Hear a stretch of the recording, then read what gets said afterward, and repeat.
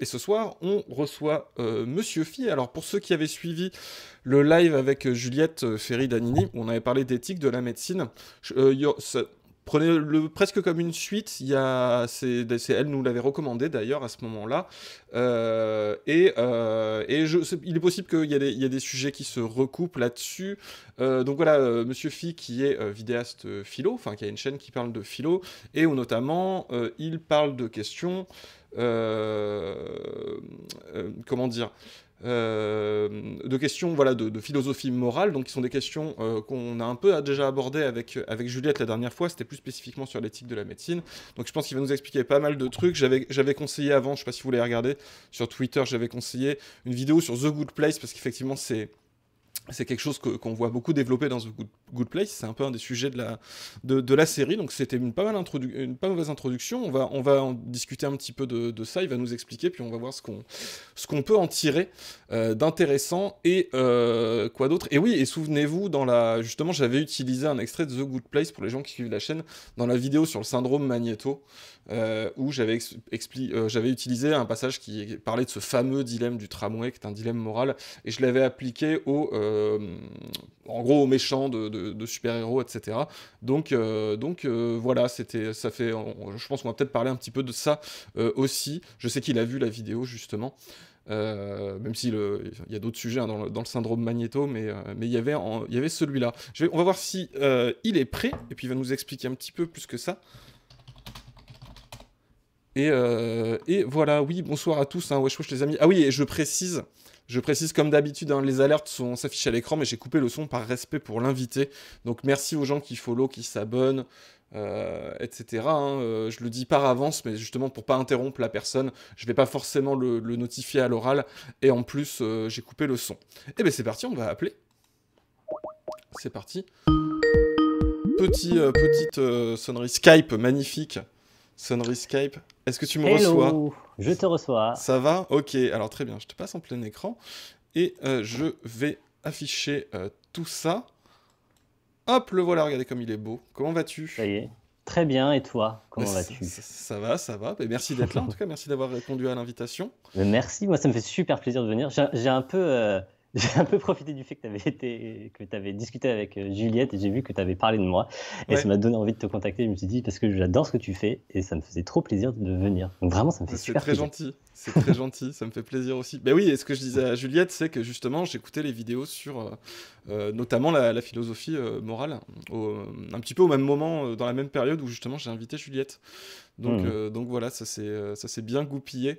Est-ce que je précise un tout petit truc, les gens, si n'hésitez pas à dire si on l'entend mal, ou si voilà, il y a le moins de soucis, n'hésitez pas à le dire sur le chat, je suivrai. Est-ce que tu peux te présenter un peu plus personnellement ? Yes, je suis à la base, j'ai fait des études de philo, je suis devenu prof, et puis après j'ai commencé en tant que youtubeur. Et voilà, ça fait 3 ans que je fais des vidéos sur YouTube, et j'aborde plein de trucs, pas seulement la philosophie morale. Hein, oh pardon, j'ai fait ton comme un con. Pas de soucis. Faut que j'évite les grands mouvements. Je vais faire des accidents. Ma chaîne, elle parle de la philosophie de façon assez large en fait.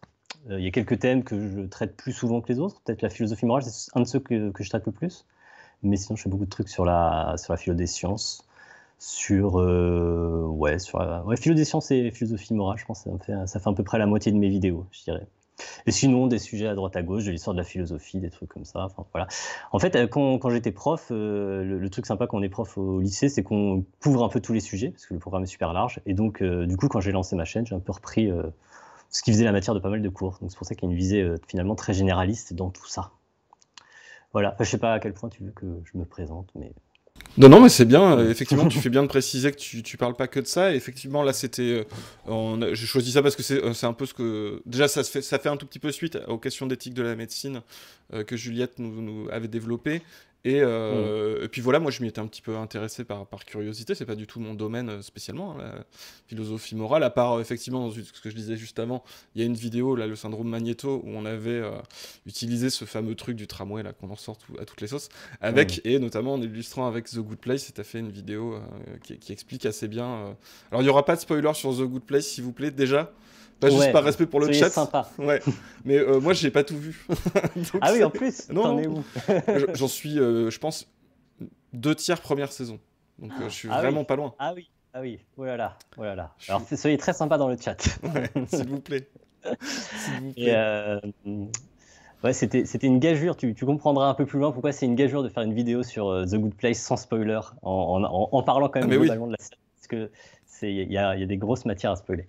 Et mais donc, ouais, c'est vrai que cette vidéo sur le syndrome Manitou, moi, je crois que c'est comme ça que je t'ai découvert d'ailleurs. Je me demande si c'est pas la première vidéo que j'ai vue de toi. Parce que je t'ai découvert un peu tard, du coup, je dois Oh avouer. oui, Mais il me semble t'inquiète, qu'elle est. comme beaucoup de gens. Ouais, ça fait pas très longtemps que tu l'as sortie, celle-ci. Ouais, ça doit faire, je sais pas, 7-8 mois, un truc comme ça. Je pense que c'était en Hmm, fin d'année dernière. c'est bien possible. Et ouais, elle est très chouette. Et je pense qu'effectivement, elle mobilise pas mal de trucs de philosophie morale euh, autour du. En fait, je sais plus si c'est dans le live avec Juliette que j'ai entendu ça, mais tu faisais la remarque que dans les films, très souvent, l'option utilitariste, elle était plutôt présentée comme un truc de méchant, justement. Parce qu'en gros, Juliette te disait, je sais pas si je reconstruis une conversation qui en fait n'a pas eu lieu, Si, un mais petit peu, ouais. j'ai un vague souvenir de ça où tu faisais la remarque, où Juliette disait qu'en gros, dans le paysage anglo-saxon, l'utilitarisme est vraiment un peu en tout cas le conséquentialisme, peut-être plutôt que l'utilitarisme, c'est vraiment le cadre de pensée qui est relativement consensuel. Mais en fait, tu faisais remarquer qu'en fait, dans les films qui essaient de. On pourrait se dire, on va mettre en avant ce cadre de pensée consensuel, mais en fait, non, le héros, il est jamais utilitariste, au contraire il est toujours plutôt à cheval sur ses principes. On lui donne toujours raison en fin de compte et ça va, mais si tu réfléchis à ce qu'il fait, il est plutôt à cheval sur ses principes et il se fiche un peu des conséquences, quoi. C'est plutôt ça l'attitude du héros. En gros, c'est le capitaine Kirk quoi, qui est là, qui dit non, mais nous on y va au trip, quoi. Et puis à côté, il y a le Vulcain qui dit oui, là, il y a une chance sur 1000 que ça marche. C'était sûr que c'est un bon calcul d'y aller. Oui, effectivement. Alors, il faudra bien que d'ailleurs, bon, on en a parlé avant, mais il va falloir que tu réexpliques malheureusement des Ouais, trucs que tu as expliqués plein de fois, notamment utilitarisme, conséquentialisme. Si ouais. en gros ça te dérange pas de nous expliquer un petit peu, voilà, sans se prendre la tête, ce que c'est la philosophie morale et c'est quoi les différents courants. Parce que moi, c'est une remarque que je fais un peu dans la vidéo, mais de manière un peu intuitive. Et effectivement, c'est vrai, on en avait parlé avec Juliette et j'ai pas mal d'exemples de ça. Mais c'est surtout qu'en fait, sans connaître vraiment justement ce que ça implique forcément philosophiquement, mais il y a beaucoup dans les gros films avec des héros vertueux, etc., une mise en avant effectivement de leurs vertus et même des prises de risque en fait de toujours être à cheval sur leurs vertus. Et en fait, ça fonctionne dans ces films-là parce qu'en réalité, les conséquences en fait, ils n'en subissent pas réellement les conséquences Oui, les plus probables. Et on avait pris, oui. je crois, l'exemple il y a un Mission Impossible comme ça, où en plus c'est intéressant parce qu'à un moment donné, en gros, il doit, pour sauver un de ses hommes, il doit prendre le risque en gros, qu'une bombe soit aux mains des méchants et qui ferait Ah des oui. millions de morts. Et évidemment, il fait le choix de sauver son pote, mais évidemment, ils arrivent à également empêcher le fait qu'il y ait des millions de morts. C'est-à-dire qu'en fait, le coup est pas toujours montré en fait en réalité, et il y a une petite facilité à ce niveau-là, quoi. Bah oui, c'est sûr, si tu as des scénaristes qui sont prêts à te donner raison derrière, c'est plus facile. Juste pour répondre à ta question, parce qu'effectivement, on commence à parler de concepts moraux qu'on n'a pas vraiment Ouais. présentés. Je vais quand même faire juste un petit point donc, pour présenter les trucs. Donc, ce qu'on appelle le conséquentialisme, c'est un type de philosophie morale qui est caractérisé par le fait qu'on va regarder les conséquences de l'action et on va dire c'est en fonction de certaines propriétés des conséquences de l'action qu'on va déterminer si une action est bonne ou mauvaise. Donc c'est voilà, le caractère bon ou mauvais est déterminé par quelque chose qui a à voir avec les conséquences de l'action. Après, ce quelque chose qui a à voir avec les conséquences de l'action, ça peut prendre toutes sortes de formes. L'une des formes les plus classiques, ça va être de prendre en compte quelque chose qui a trait au bonheur, par exemple. Dans ce cas, ça va être, on va appeler cette forme de conséquentialisme l'utilitarisme. Et là encore, il y a toutes sortes de façons de prendre en compte le bonheur. C'est vraiment le nom d'un type de philosophie morale et pas d'une philosophie morale bien précise. Mais donc voilà, c'est en gros ça l'idée. Et c'est typiquement illustré par le fait que, par le dilemme du tramway dont tu parlais l'autre fois, c'est-à-dire il y a un train qui fonce sur 5 personnes. Tu as la possibilité elles vont être écrasées, c'est sûr. Enfin, il n'y a aucun moyen qu'elles s'en sortent si le train continue de foncer dans cette direction-là. Tu as la possibilité d'appuyer sur un bouton qui va dévier le train. Mais en déviant le train, le train il va foncer à la place sur une personne. Et la question, c'est de savoir est-ce que c'est moralement permis, est-ce que c'est moralement obligatoire, peut-être même, d'appuyer sur ce bouton. Et en gros, d'un point de vue conséquentialiste, Bon, globalement, quelle que soit ta façon d'envisager l'évaluation morale des conséquences, globalement, 5 morts, ça paraîtra toujours pire que juste un mort. Donc, de ce point de vue-là, il semble que le calcul des conséquences soit assez net, quelle que soit la façon de prendre les choses. Donc, il faut appuyer sur ce bouton-là. Mais alors, sur ce genre de dilemme, la plupart des gens sont d'accord pour dire qu'il faut faire ça. Après, on peut introduire toutes sortes de variantes qui vont faire que ça va être de plus en plus difficile d'appuyer sur ce bouton-là. Mais donc voilà, c'est ça pour illustrer le conséquentialisme, c'est cette idée. On va prendre en compte les conséquences et essayer de faire en sorte que l'action ait les meilleures conséquences possibles. Et puis donc, il y a un autre type de philosophie morale qu'on appelle déontologisme. Voilà, c'est une autre grande famille de philosophie morale. Où là, alors c'est plus difficile à caractériser, mais l'idée centrale, ça va être davantage d'insister sur le fait qu'une action, elle va être caractérisée comme morale dans la mesure où elle satisfait un certain nombre de principes. Et en général, ce type d'approche, elle dit moins qu'est-ce qu'il faut faire que qu'est-ce qu'il ne faut pas faire. C'est plutôt une approche qui a des conséquences négatives. Elle dit il y a des barrières à ne pas franchir. Il y a des trucs que tu ne peux pas faire. Et peu importe les conséquences, ça, tu ne peux pas le faire. Souvent, alors c'est un peu compliqué parce que c'est lié à toutes sortes d'auteurs, mais donc ça va s'incarner dans des grands principes, souvent. Typiquement, ne fais pas autrui ce que tu ne veux pas qu'on te fasse. Ça serait un peu l'exemple assez typique de règles, de maximes déontologiques. Et donc, par exemple, ça peut être quelque chose comme ne cause pas directement la mort de quelqu'un. Et donc, ça pourrait par exemple s'opposer au fait d'appuyer sur le bouton dans le dilemme dont j'ai parlé, parce qu'en appuyant sur le bouton, tu t'engages dans une action et tu causes directement la mort de quelqu'un. Tandis qu'en ne faisant rien, on pourrait dire que tu ne causes pas directement la mort de quelqu'un. Donc, il y a certaines personnes qui vont justifier le fait qu'il ne faut pas appuyer sur ce bouton-là en disant ça heurte un principe déontologique qui est de causer directement la mort de quelqu'un. Donc voilà, ça fait deux très grandes familles de l'éthique. Il y a une troisième famille d'éthique normative qui s'ancre sur la notion de vertu, qui consiste à dire... ah oui, éthique de la vertu, c'est ça? Voilà, l'éthique de la vertu. C'est la troisième grande famille, elle est un peu moins importante, elle est un peu moins développée. Il y a des auteurs comme Martha Nussbaum qui vont pas mal la réactualiser en ce moment, depuis quelques décennies, disons. Donc voilà, c'est ça. En gros, pour un paysage très rapide de la philosophie morale contemporaine, il y aurait conséquentialisme, déontologisme et puis éthique de la vertu. Voilà, c'est vraiment le éthique 101, c'est ce qu'on va apprendre dans un cours de philosophie morale de base, quoi. Et alors du coup, là-dedans, l'éthique de la vertu, elle se positionne comment par rapport aux autres? C'est un genre d'entre-deux ou pas du tout? Carrément, c'est un... On pourrait dire que c'est une forme de conséquentialisme, mais qui est très particulier parce qu'il est centré sur le caractère moral que tu vas développer suite à ton action. C'est-à-dire, en gros, une action, elle est bonne dans la mesure où elle permet de développer des qualités morales en toi. Donc, c'est dans la mesure où tu exerces tes qualités morales à travers cette action-là. Honnêtement, je ne suis pas un grand spécialiste de cette approche-là, en particulier des approches contemporaines. Genre, je pourrais un peu parler de celles qu'on trouve chez Aristote, parce que c'est des idées plutôt très anciennes qui viennent de la Grèce antique. Parler des approches contemporaines, j'aurais beaucoup plus de mal. Donc, je ne sais pas exactement comment la situer. Je dirais que c'est une forme de conséquentialisme très particulière parce qu'elle est centrée sur l'agent. Et c'est même une appréhension de la philosophie morale qui est assez différente parce que justement on est centré sur l'agent et pas sur l'action. Tandis que normalement dans la philosophie morale, on est davantage en train de se poser la question, c'est quoi la bonne action? Tandis que être un bon agent, c'est faire la bonne action, quoi, on pourrait dire. Tandis que dans l'approche de l'éthique de la vertu, la question c'est d'abord qu'est-ce que c'est qu'un bon agent? Qu'est-ce qu'être une bonne personne? Et finalement, c'est ça.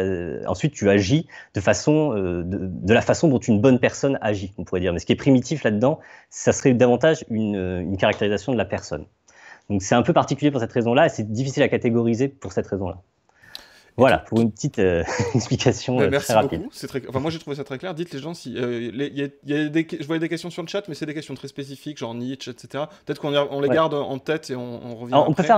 Je vais bien faire un petit truc sur Nietzsche, parce que c'est relativement intéressant. J'ai fait 2 vidéos sur Nietzsche. Question, effectivement. Parce que je pense qu'un truc qui ressemble pas mal à l'éthique de la vertu... donc, Nietzsche a énormément écrit sur la morale, c'est compliqué de s'y retrouver dans ce qu'il raconte. J'ai fait 2 vidéos sur Nietzsche autour d'une distinction que je trouve très intéressante sur deux formes de jugements moraux qu'il oppose, la distinction entre bon et méchant et bon et mauvais. Et en gros, il en dérive l'idée qu'il y a 2 types de jugements moraux, ce qu'il appelle la morale des esclaves et la morale des maîtres, quoi. pas du tout totalement neutre comme façon d'écrire les choses. Ou morale, je préfère dire morale aristocratique, je pense que c'est plus juste. Et la morale aristocratique, je pense qu'elle est vraiment très inspirée de la morale, de l'éthique de la vertu. Parce qu'il y a un peu l'idée qu'on va avant tout se dire bon, on va dire voilà, nous on est les bons, on agit bien, nous on est forts, quoi. Et les autres sont mauvais. Voilà, ceux qui sont pas aussi bons que nous sont mauvais. Et je pense que ça, enfin, clairement, c'est sa source d'inspiration, c'est la philosophie grecque. Quoi. Et c'est en particulier peut-être plus les développements latins de la philosophie grecque avec la notion de virtus chez les Romains, ce genre de choses. Donc voilà. Nietzsche, ça s'inscrirait un peu dans cette filiation-là. Mais après, c'est très compliqué et les gens sont super attachés. Il y a toujours des grands spécialistes de Nietzsche qui viennent t'expliquer que tu n'as jamais rien compris à Nietzsche. C'est bien possible, c'est bien possible. Et comme ils sont très nombreux à dire ça... Ouais, j'avoue, là, moi, je n'y connais rien du tout en plus sur Nietzsche. Enfin, déjà, la philo, c'est pas franchement mon domaine, c'est pour ça que je te pose des questions. Mais oui, effectivement, Nietzsche, il y a toujours des trucs...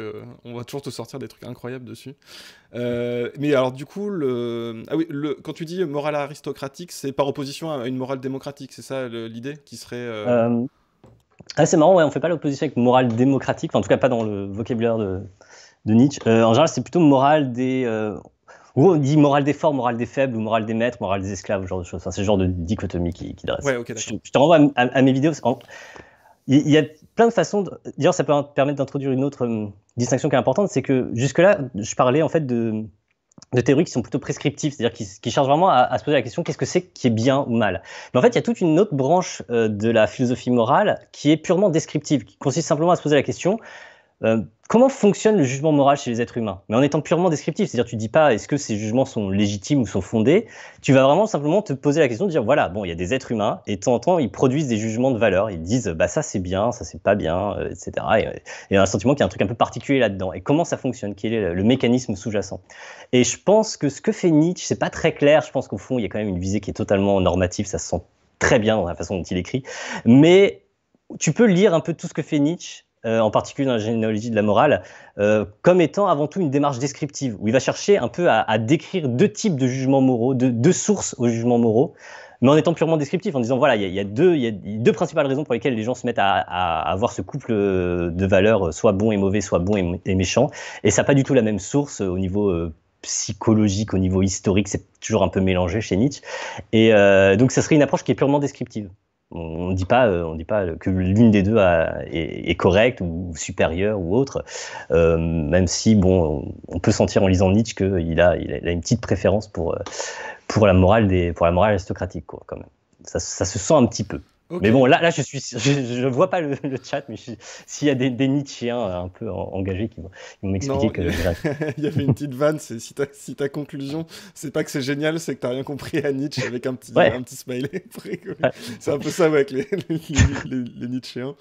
Oui, et qu'est-ce que je veux dire ? Oui, tout à l'heure, il m'a semblé que tu disais que tu considères que alors, l'utilitarisme serait plus ou moins l'approche consensuelle dans nos sociétés, en gros.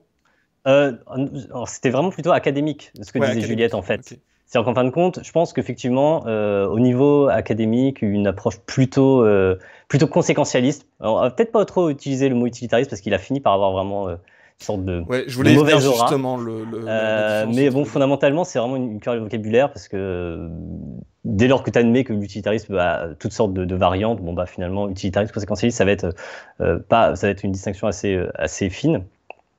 Je pense dans le monde académique anglo-saxon, en tout cas, clairement, c'est celle qui est la plus représentée, peut-être. Tandis qu'en France, c'est pas du tout le cas. C'est-à-dire que Juliette le disait, en gros, dans sa thèse, elle n'osait pas affirmer trop clairement le fait qu'elle défendait des trucs qui n'étaient pas totalement opposés et complètement radicalement hostiles à l'utilitarisme, parce qu'en fait, c'est très vite mal pris en France, quoi. C'est vraiment assez une hostilité à l'utilitarisme et aux anglo-saxons sur la morale, de façon générale, qui est assez frappante. C'est-à-dire, même ceux qui ne sont pas utilitaristes, comme Hume, c'est souvent regardé avec pas mal de suspicion. Donc Mais c'est au niveau académique. Après, effectivement, je pense que tu avais tout à fait raison dans ton analyse des produits culturels. Je pense qu'ils peuvent nous apprendre pas mal de choses. Effectivement, je pense que l'image du héros, c'est pas l'image, il n'est pas utilitariste, le héros. Ça n'existe pas. Un héros qui fait un calcul des conséquences, qui dit bon bah là, on va essayer de minimiser les pertes. C'est pas ça le héros, quoi. Il n'est pas là pour faire du damage control. Il est là pour trouver la solution à laquelle personne n'avait pensé et qui permet de. En gros, face au dilemme du tramway, le héros, c'est celui qui arrive à arrêter le train, quoi. C'est lui qui trouve Exactement, la solution. C'est ça. Et c'est jamais le mec qui va accepter. Non, mais en fait, on est dans un monde où le train avance et donc, tu peux essayer d'arrêter le train, mais dans ce cas, tu n'auras juste rien fait ou tu auras aggravé la situation. Et effectivement, je pense que par contre, les méchants, très souvent, il y a pas mal de méchants, pas systématiquement. Il y a des méchants absurdes, des méchants par principe qui n'ont qui sont absurdes.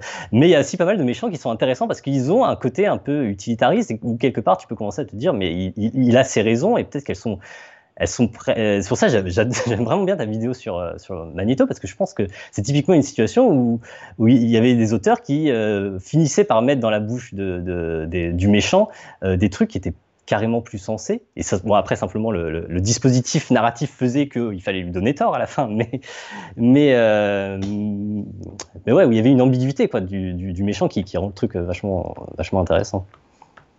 Oui, carrément. Il y avait effectivement une bonne question. Alors, c'est un peu scolaire, mais c'est quoi la différence entre valeur, éthique et morale? Est-ce on parle de trois choses différentes, j'imagine, mais...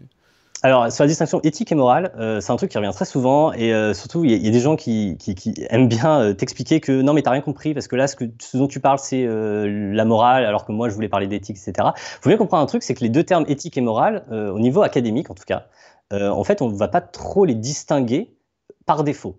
C'est-à-dire qu'en fait, on utilise les termes éthique et morale, et l'équivalent en anglais, de façon relativement interchangeable. Il y a juste des habitudes qui fait qu'il y a dans certains syntagmes, on va davantage utiliser éthique que morale, mais a priori, c'est vraiment assez interchangeable. Et il y a une raison assez simple, c'est que c'est vraiment deux termes qui veulent dire la même chose, simplement construits sur deux racines différentes, quoi. Il y a une racine grecque, une racine latine. Donc c'est relativement, c'est assez neutre en fait. Les deux termes sont relativement neutres et interchangeables, ce qui ne veut pas dire qu'il n'y a pas des auteurs qui vont parfois utiliser le fait qu'on ait un doublon dans le langage en quelque sorte pour y mettre une distinction, mais qui leur est propre à ce moment-là. C'est-à-dire que c'est simplement dire, bon là, dans mon article, je vais appeler éthique telle chose et je vais appeler morale telle autre chose. Mais dans ce cas, vraiment, c'est une convention qui a été établie à ce moment-là. Mais voilà, quand tu rentres dans une discussion et que tu n'as pas établi cette convention-là, il n'y a pas de raison de faire une distinction entre les deux. Donc voilà, les conventions terminologiques sont comme ça. Valeur, c'est un terme assez général. Je pense qu'il est plus général il relève pas seulement du champ éthique, en fait. Donc, ce qui a de la valeur, ça peut être aussi, par exemple, ce qui a de la valeur d'un point de vue esthétique, par exemple. On va parler de valeur d'un point de vue esthétique. Peut-être,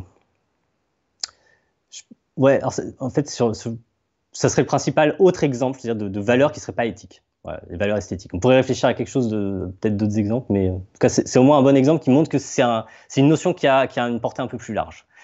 Et ce qu'on oppose en général à valeur, ça va être quelque chose comme les faits. C'est-à-dire, on va dire, il y a l'ordre de la réalité et puis il y a l'ordre des valeurs, et on peut opposer les deux.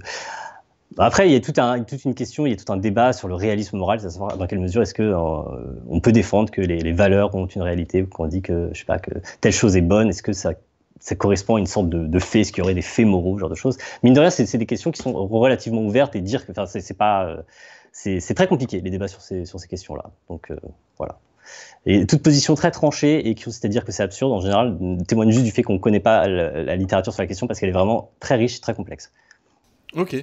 Et alors, il y a un truc qu'on n'a pas dit, mais dans tes vidéos, alors en fait, deux choses. C'est que faut noter que tu as quand même, toi, une préférence, évidemment. Tu penches plutôt pour certaines options. Mais tu soulignes quand même vachement les problèmes qui sont propres à chaque vision, en fait, de la morale. C'est-à-dire qu'il y a pas forcément de... Comment dire, elles ont toutes un peu leurs problèmes spécifiques. Le tramway, effectivement, illustre bien, parce c'est une expérience qui illustre bien spécifiquement ça, mais ça peut poser des problèmes dans d'autres...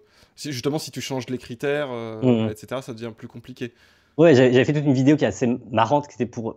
Enfin, en général, souvent, on utilise... En fait, l'exemple du tramway, au départ, c'était vraiment conçu comme une critique de l'utilitarisme. C'est-à-dire que le premier exemple, c'était en fait l'opposition de deux cas. Ce cas-là où on a juste appuyé sur un bouton, tiré sur un levier, ça va sur une autre voie où ça va écraser une autre personne, où en général, la plupart des gens disent que c'est OK, au moins que c'est OK moralement d'appuyer sur le bouton, voire que c'est même moralement obligatoire, c'est-à-dire qu'on aurait tort de ne pas le faire. Et puis des variantes où tu dois faire un autre type d'action du genre tu dois pousser quelqu'un sur la voie et ça va arrêter le train. Et t'as pas d'autres solutions, tu peux pas te jeter toi-même, je sais pas, t'es dans une situation vraiment, c'est dans l'urgence, le seul truc que tu peux faire, c'est il y a quelqu'un qui est vraiment en équilibre sur le bord de la voie et tu peux le jeter et ça va arrêter le train. Et la plupart des gens disent à ce moment-là que non, c'est pas possible de le faire.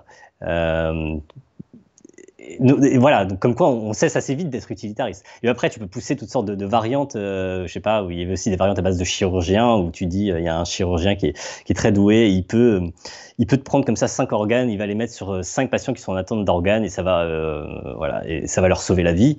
Ça va te coûter ta vie à toi, mais bon, ça va leur sauver sa vie à 5 autres personnes. Est-ce que ce serait légitime de le faire? Ce genre de questions. Bon, alors, pour que le scénario soit vraiment intéressant, il faudrait mettre plein de choses à côté parce qu'il y a plein de raisons pour lesquelles ça pourrait mais même en imaginant une situation un peu optimale où personne n'en saura jamais rien, etc. Enfin, vraiment, tu peux considérer que les conséquences sont clairement meilleures si on le fait. Je pense qu'on gardera tous cette réaction un peu de trip qui consiste à dire non mais c'est pas possible, quoi. Tu peux pas faire ça à quelqu'un, ça n'a pas de sens, tu peux pas lui prendre ses organes, mais c'est pas possible.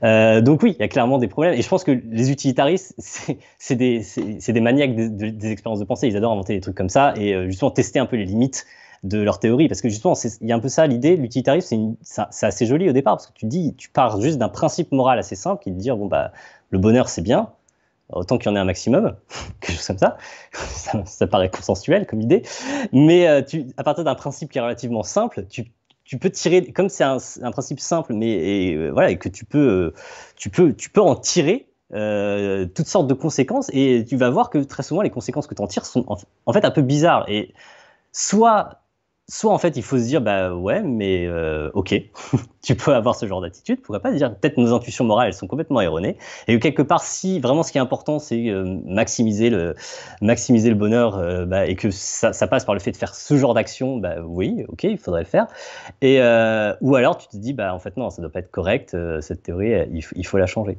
et je pense qu'un truc intéressant quand on réfléchit à ces questions-là c'est de bien voir que assez souvent, il y a 2-3 exemples sur lesquels tu te rends compte que les utilitaristes, au départ, parce que c'est une pensée qui vient donc de Bentham au départ, puis après John Stuart Mill et quelques autres, donc c'est plutôt anglais, c'est fin 18e, début 19e.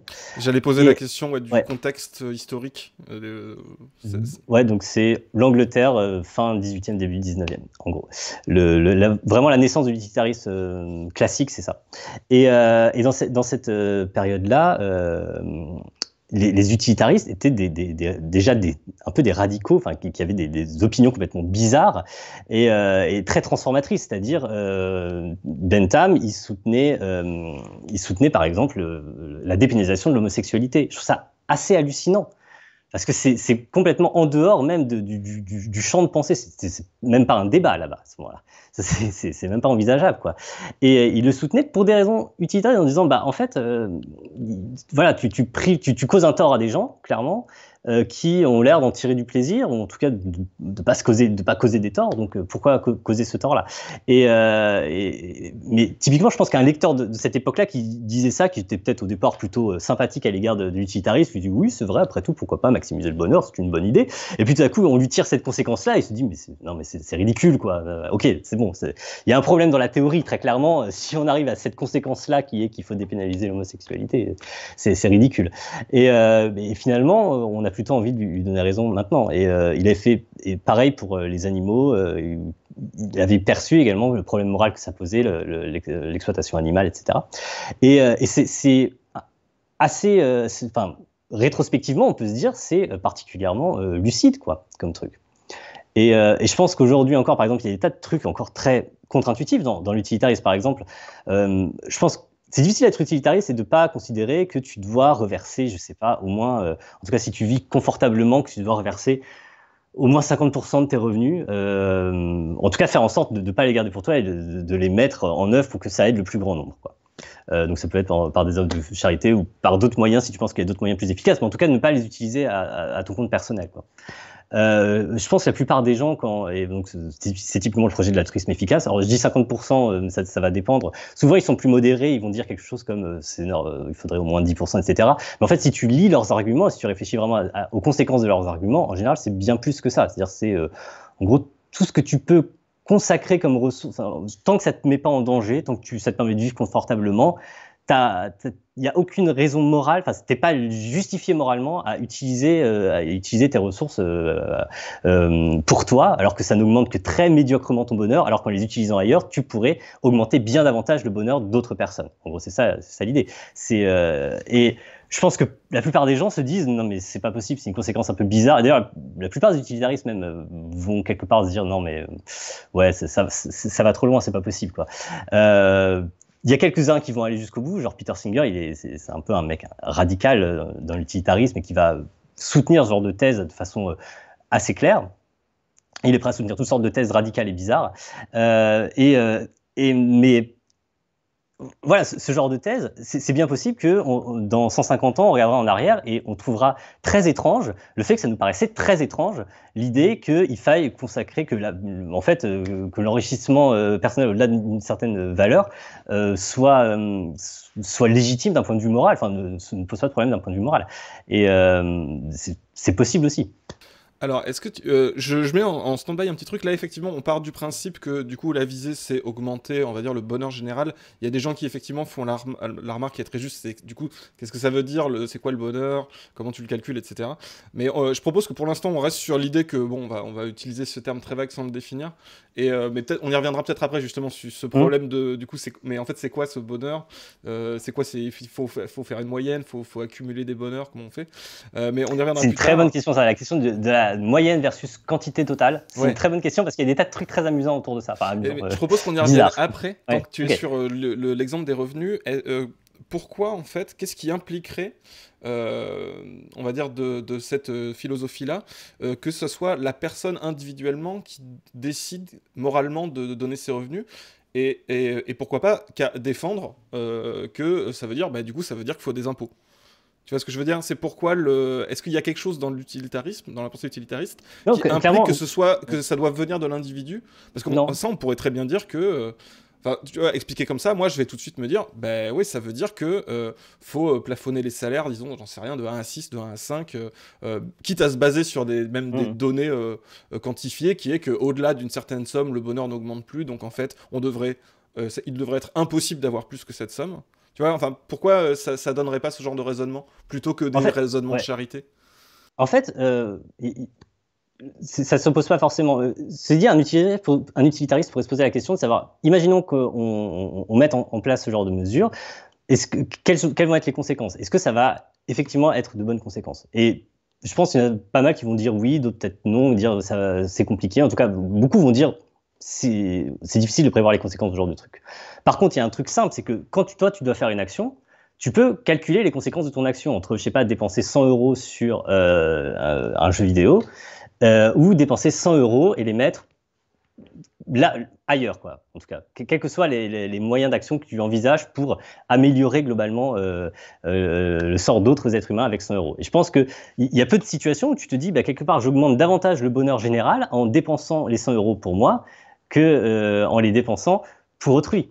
Donc, mais tu peux avoir les deux trucs aux deux niveaux. C'est-à-dire, tu peux très bien dire, ça serait optimal d'arriver à un changement global. Et peut-être, du coup, ça pourrait être dans ça que tu vas dépenser tes 100 €, pourquoi pas. Mais dans tous les cas, tu n'arriveras pas à la conclusion qu'en les dépensant pour toi, tu fais quelque chose qui optimise le bonheur général. Donc, Ok, mais il y a rien qui n'empêche de penser que tu peux en tirer. Enfin, que c'est pas juste un manuel pour toi, ton karma, on va dire. Enfin, tu vois, il y a un truc un peu karmique, je trouve, dans le truc. Je sais pas si c'est très bien Je de le pense que comparer à ça, ouais. mais on pourrait aussi. Donc, il y a rien qui empêche de se dire, mais en fait, c'est ce qu'on devrait, par exemple, faire aussi en décision politique. C'est-à-dire qu'on devrait favoriser des Oui, décisions qui ont pour clairement. conséquence que. C'est pour ça que je parle des impôts et qu'il y a des gens qui parlaient des impôts sur le chat, plutôt que de la charité, de l'impôt. Ou du plafonnement de salaire ou des choses comme ça. Il n'y a rien qui empêche, d'après Mm. toi, d'en venir à cette conclusion-là. Ah oui, non, clairement, un utilitariste qui serait au pouvoir, il serait pas spécialement pour laisser la liberté aux gens de redistribuer ou pas. Enfin, ça dépend peut-être quelle sensibilité utilitariste, mais il y aurait clairement des bons arguments utilitaristes pour dire, bah, en fait, il faut redistribuer massivement parce que. Mais je sais pas si l'argument il est clair depuis tout à l'heure, mais l'idée simple, c'est que simplement, pour moi, 100 euros de plus, ça n'augmente pas du tout ma quantité de bonheur de la même façon que 100 euros de plus pour quelqu'un qui est très pauvre et pour qui 100 euros de plus, ça peut faire vraiment une grosse différence à la fin du mois. Et plus encore à l'échelle mondiale, quoi. Donc c'est juste pour ça, quoi. C'est assez clair que si tu veux augmenter par chaque euro dépensé la quantité de bonheur, bah, les dépenser sur les personnes les plus pauvres, les plus fragiles, c'est clairement une façon optimale. Et il n'y a pas trop de doute d'un point de vue utilitariste que le calcul, quelles que soient les subtilités par lesquelles on va calculer le bonheur, soit globalement penche de ce côté-là. C'est pour ça que alors il y a une confusion qui est souvent faite, qui est qu'on associe l'utilitarisme à l'économie parce que comment dire, on va associer l'utilitarisme au libéralisme parce qu'effectivement les premiers utilitaristes étaient plutôt des libéraux et ensuite les économistes vont beaucoup utiliser le cadre de pensée utilitariste. Parce que maximiser l'utilité, etc., c'est un type de modèle qui est très pratique et qui marche très bien pour modéliser des trucs relativement, voilà, ça peut me permettre de modéliser des trucs assez efficaces. Mais il faut bien comprendre que l'utilitarisme, il est, comment dire, le lien entre l'utilitarisme et le libéralisme, il est pas du tout aussi clair que ça. C'est-à-dire que les utilitaristes qui soutenaient des positions libérales sur certains points, et j'en ai déjà donné un exemple à travers Bentham, en fait, finalement, ce qu'il défend sur l'homosexualité, c'est une position qui est libérale, quoi. Oui. Il dit arrêtez, que l'État ne se mêle pas du sexe, des affaires de mœurs des gens, quoi. Laissez-les tranquilles. Et on parle d'un libéral du 18e, en plus. Oui, voilà, c'est ça. Dans ce sens-là, et donc, qu'est-ce que je disais? Oui, et donc, pour les utilitaristes, en fait, quand ils ont des opinions libérales, c'est toujours de façon instrumentale. C'est-à-dire qu'ils considèrent que sur telle question, faire en sorte que l'État ne se mêle pas de la façon dont l'individu mène sa vie, c'est optimal. C'est comme ça qu'on va maximiser l'utilité. Mais c'est toujours instrumental. Il n'a jamais une position qui est moi, je suis attaché aux libertés. Non, lui, il est attaché à maximiser le bonheur, l'utilitariste. Il n'est pas attaché à maximiser, à garantir les libertés de façon absolue comme un principe fondamental. Donc, voilà, le lien entre les utilitaristes et les libéralistes, pour eux, c'est vraiment instrumental. C'est-à-dire, dans certains cas, dans certaines situations, il vaut mieux laisser les gens prendre leurs décisions sur comment mener leur vie parce que finalement, ils sont les mieux placés pour savoir comment la mener de façon à être le plus heureux possible. En gros, c'est ça l'idée. Mais en soi, le lien, sinon, il n'est pas du tout clair. Et dans l'autre sens, par contre, les vrais libéraux, j'ai envie de dire les libéraux qui sont fondamentalement libéraux ou les libertariens, au contraire, c'est des positions qui sont extrêmement déontologiques, en fait. Parce que l'intuition fondamentale, c'est une intuition qui consiste à dire ma liberté est sacrée, ou un truc comme ça. Et donc, voilà, typiquement, chez Nozick, ça va être un truc comme la propriété de soi-même, elle est inviolable. Et à partir de ça, je fais toute une théorie morale autour de ça, mais elle est vraiment fondée sur un principe déontologique. Et au contraire, il y a vraiment plutôt une opposition, voire un peu une détestation des utilitaristes chez les libéraux vraiment pure souche, parce que justement, ils se rendent bien compte que l'utilitarisme, pour eux, pour présenter un peu la caricature qu'ils en donnent, ce serait les mecs qui veulent sacrifier notre liberté au nom du bonheur du plus grand nombre, quoi. C'est comme ça qu'ils le perçoivent. Donc voilà, parce que le lien entre utilitarisme et libéralisme est souvent un peu caricaturé. Arrête-moi si c'est pas une bonne illustration, mais est-ce que c'est pas un peu justement l'idée chez Adam Smith quand en fait dans son idée de dire c'est bien de poursuivre le bonheur individuel, enfin de laisser les gens poursuivre leur propre réussite individuelle, parce que en fait c'est ça qui va faire que le bonheur général sera bon. Tu vois ce que je veux dire? C'est-à-dire que il y a cette idée que, en fait, alors évidemment, moi je suis pas d'accord avec cette idée-là, mais l'idée c'est quand même à la fin que le bonheur général soit plus haut. Même si du coup on part du principe que c'est en laissant faire les individus ce qu'ils veulent qu'on le fait. Alors que si quelqu'un disait il faut poursuivre sa réussite personnelle juste parce que je le mérite et tant pis pour les autres et j'en ai rien à foutre s'ils crèvent, je caricature. Hein. Ça serait pas du tout utilitariste quoi. Ça serait oui, clairement. Alors je sais pas trop si on peut qualifier Adam Smith d'utilitariste, je pense pas trop, c'est même pas tellement son époque ni sa sphère, mais ce que tu présentes, je sais plus très bien s'il dit un truc dans ce goût-là vraiment. Mais en tout cas, ça serait une justification utilitariste d'un principe libéral, qui est de dire, en fait, en laissant les individus faire leurs petites affaires en visant leur propre intérêt, finalement, c'est ça qui contribue le mieux, le plus efficacement au bonheur général. Donc, ce serait une justification utilitariste d'un principe libéral. Effectivement, ça serait très différent d'une position qui serait simplement à dire, il faut laisser les individus faire leurs petites affaires comme ils veulent, parce que toute intrusion de l'État ou de quelque autorité dans leur sphère personnelle est inacceptable, viole un principe qui est, je sais pas, la propriété de soi-même ou quelque autre truc comme ça. Là, ça serait une justification vraiment purement libérale, genre purement ancrée dans des principes libéraux. J'ai peut-être un autre exemple justement, pareil, tu me dis si je le comprends bien comme ça. Je sais pas si tu vois Ayn Rand, la façon de penser de Ayn Rand. Alors, pareil, tu m'arrêtes si je dis des bêtises, mais donc qui est quand même ultra libéral. Oui, voilà, je pense que si tu veux un exemple vraiment... Elle est pas du tout utilitariste, quoi. C'est-à-dire que t'as ce bouquin où elle dit, en fait, où c'est pour expliquer pour les gens du chat, Ayn Rand, c'est cette idée que, en fait, il y a des espèces de génies, en fait, de gens qui construisent des choses, et qu'en fait, tous les autres sont des parasites, et c'est pour ça que c'est très, il y a beaucoup des gens de la Silicon Valley qui aiment beaucoup cette façon de penser. C'est très présent dans le comic book, d'ailleurs, je vais pas expliquer plus que ça, mais il y a cette idée-là. Et elle, par exemple, elle va mettre en scène un personnage qui est un architecte, qui doit construire des logements sociaux, sauf que, je sais plus exactement... Ouais, c'est BioShock, exactement, très bien vu. BioShock, c'est Ayn Rand. Enfin, c'est cette idée-là. Et en fait, en gros, le mec, en gros, on lui vole son travail, et il préfère faire sauter les bâtiments, et il va revendiquer que moralement, il a le droit de le faire. Parce qu'on lui a volé son travail. Alors, il me semble que ça, justement, c'est anti-utilitariste à fond, parce que même si c'était pas juste qu'on lui volait son boulot, un utilitariste devrait dire, bah, je vais laisser les bâtiments quand même, ils sont bien, et les gens vont pouvoir en profiter, quoi. Oui, alors je pense, Ayn Rand, c'est vraiment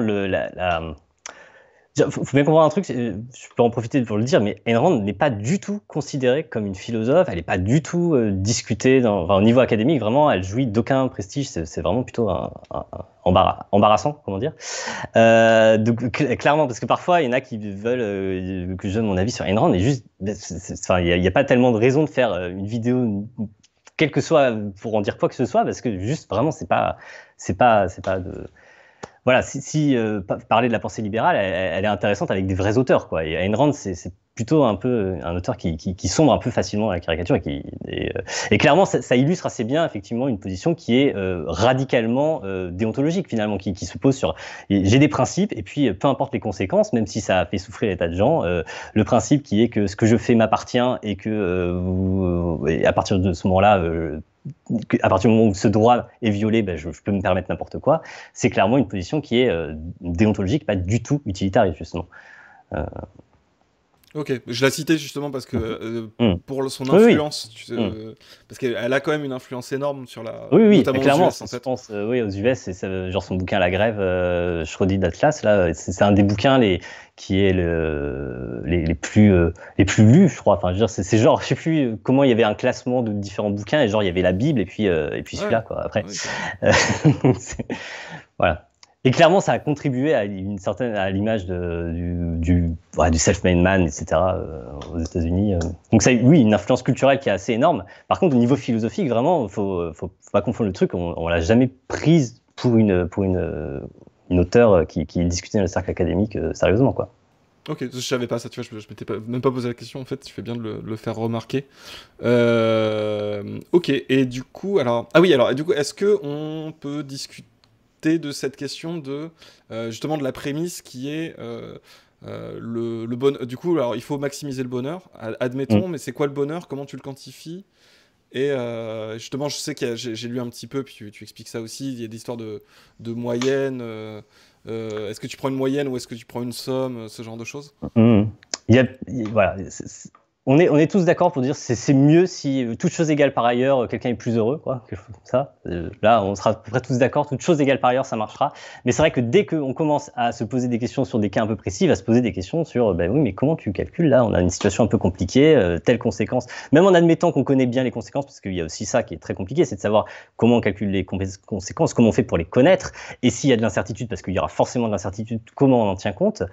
Il y a aussi simplement, même en admettant une information qui est parfaite, tu peux très bien être dans une situation où tu sais pas quelle est la meilleure des conséquences, parce que bah, c'est pas évident de savoir comment tu envisages, comment tu fais pour faire la somme des bonheurs, entre guillemets.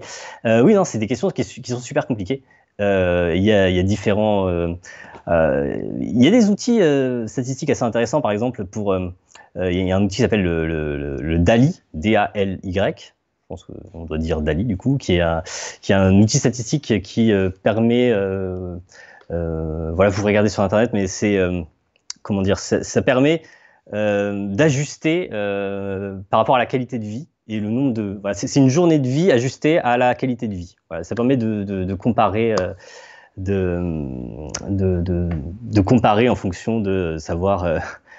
Je vais prendre des exemples, mais je pense que je vais assez mal le traiter, donc je préfère renvoyer à la page, ça permet d'expliquer ça de façon un peu plus fine. Donc, il va y avoir certains outils, et clairement, tout est imparfait. Et en même temps, je pense que c'est plus intéressant d'essayer de se dépatouiller avec des outils imparfaits, mais face à une question qui est plutôt pertinente et qui est légitime, c'est-à-dire qu'à un moment donné, on est là, on envisage les conséquences, on se dit qu'est-ce qu'il faut choisir de meilleur. Donc, tout ce qu'on a, c'est des outils imparfaits pour déterminer lesquels est les meilleurs. C'est peut-être mieux que de se dire, bon, puisque les outils sont imparfaits, on va, je sais pas, juste rester à cheval sur tel ou tel principe. Et je pense qu'au contraire, c'est le fait que les outils soient imparfaits, c'est plutôt, ça veut dire qu'il faut essayer de les rendre meilleurs si on peut. Et si on n'est pas content avec les outils existants, bah, essayer d'en forger d'autres. Mais je pense que la question reste bonne, quoi. Même si les outils pour y répondre sont imparfaits. Et alors juste pour te donner quelques exemples de trucs qui sont compliqués, il y a effectivement cette question de la somme versus la moyenne. Et pourquoi c'est compliqué? C'est parce que si tu dis vraiment c'est juste la somme, il y a un argument qui est assez, qui est très célèbre en philosophie, dans une branche de la philosophie un peu obscure, ça s'appelle l'éthique des populations. Et c'est Derek Parfit qui l'a proposé. C'est un très grand philosophe qui est mort il n'y a pas très longtemps, Derek Parfit. Et son argument, c'était de dire en fait, tu prends une certaine situation comme ça avec une population qui a un niveau de vie qui est très bon, qui est très convenable, voilà, c'est très bien.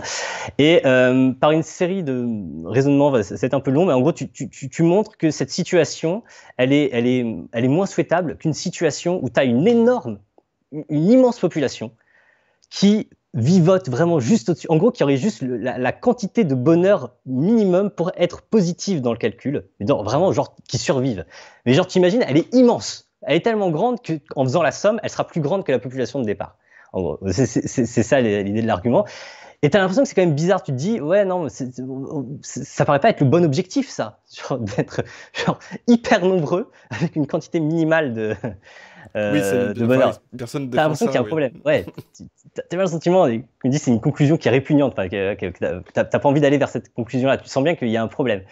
Et d'un autre côté, si tu te dis, bon, bah, en fait, c'est parce qu'il faut tenir compte de la moyenne, en gros, si tu essaies de prendre d'autres indicateurs, dans tous les cas, tu pourras toujours inventer une espèce de situation bizarre qui va jouer sur cet indicateur-là, qui va en gros maximiser cet indicateur-là, mais tu vas dire, oui, mais en fait, non, on veut pas du tout ça. Genre, si tu dis c'est la moyenne, bon, il y a un truc tout bête, c'est que simplement, toute personne qui naît qui est un peu moins heureux que la moyenne, bah, quelque part, il ferait mieux de pas exister, parce que s'il n'existait pas, bah, ça ferait remonter la moyenne, quoi.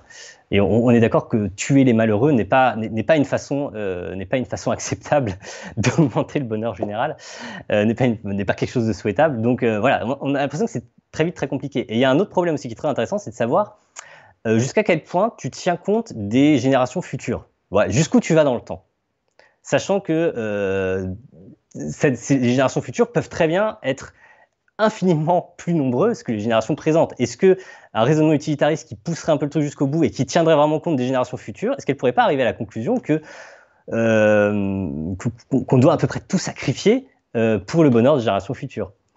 Voilà. Donc il y a plein de questions qui sont, mais peut-être c'est pas totalement idiot. À chaque fois, parfois la réponse, ça peut être c'est pas complètement idiot. Peut-être qu'effectivement, d'un point de vue moral, on aurait raison de, je sais pas, d'accepter de mener une vie horrible, dans la mesure où ça garantirait, où ça augmenterait fortement la probabilité de survie de l'humanité sur un très long terme et donc un très grand nombre de générations futures, etc.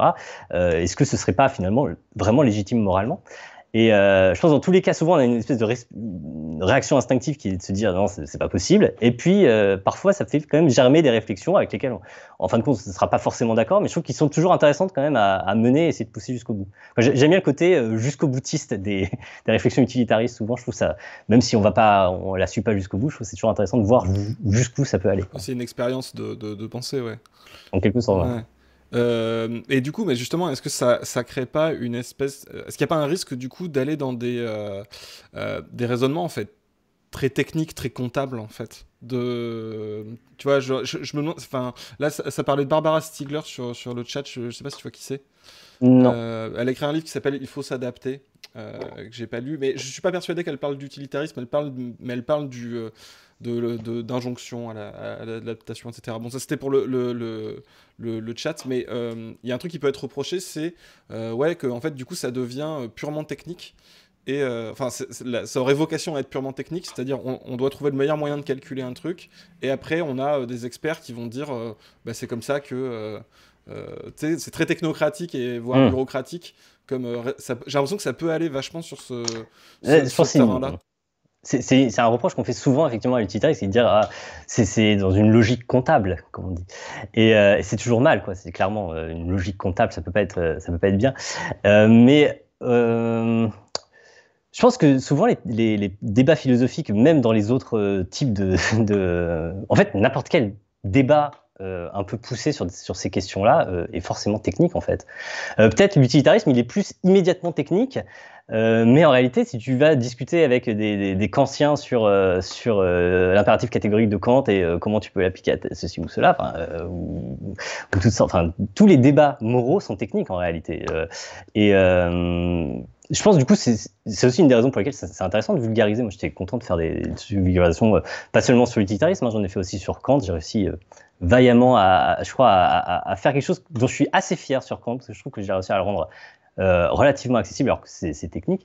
Globalement, la philosophie morale, c'est technique. La philosophie, c'est technique en règle générale, mais on peut appréhender ça. Et je pense que il y a le côté, il y a des chiffres. On va davantage assumer de faire des expériences de pensée un peu bizarres où on va donner des chiffres, on va donner des noms, etc.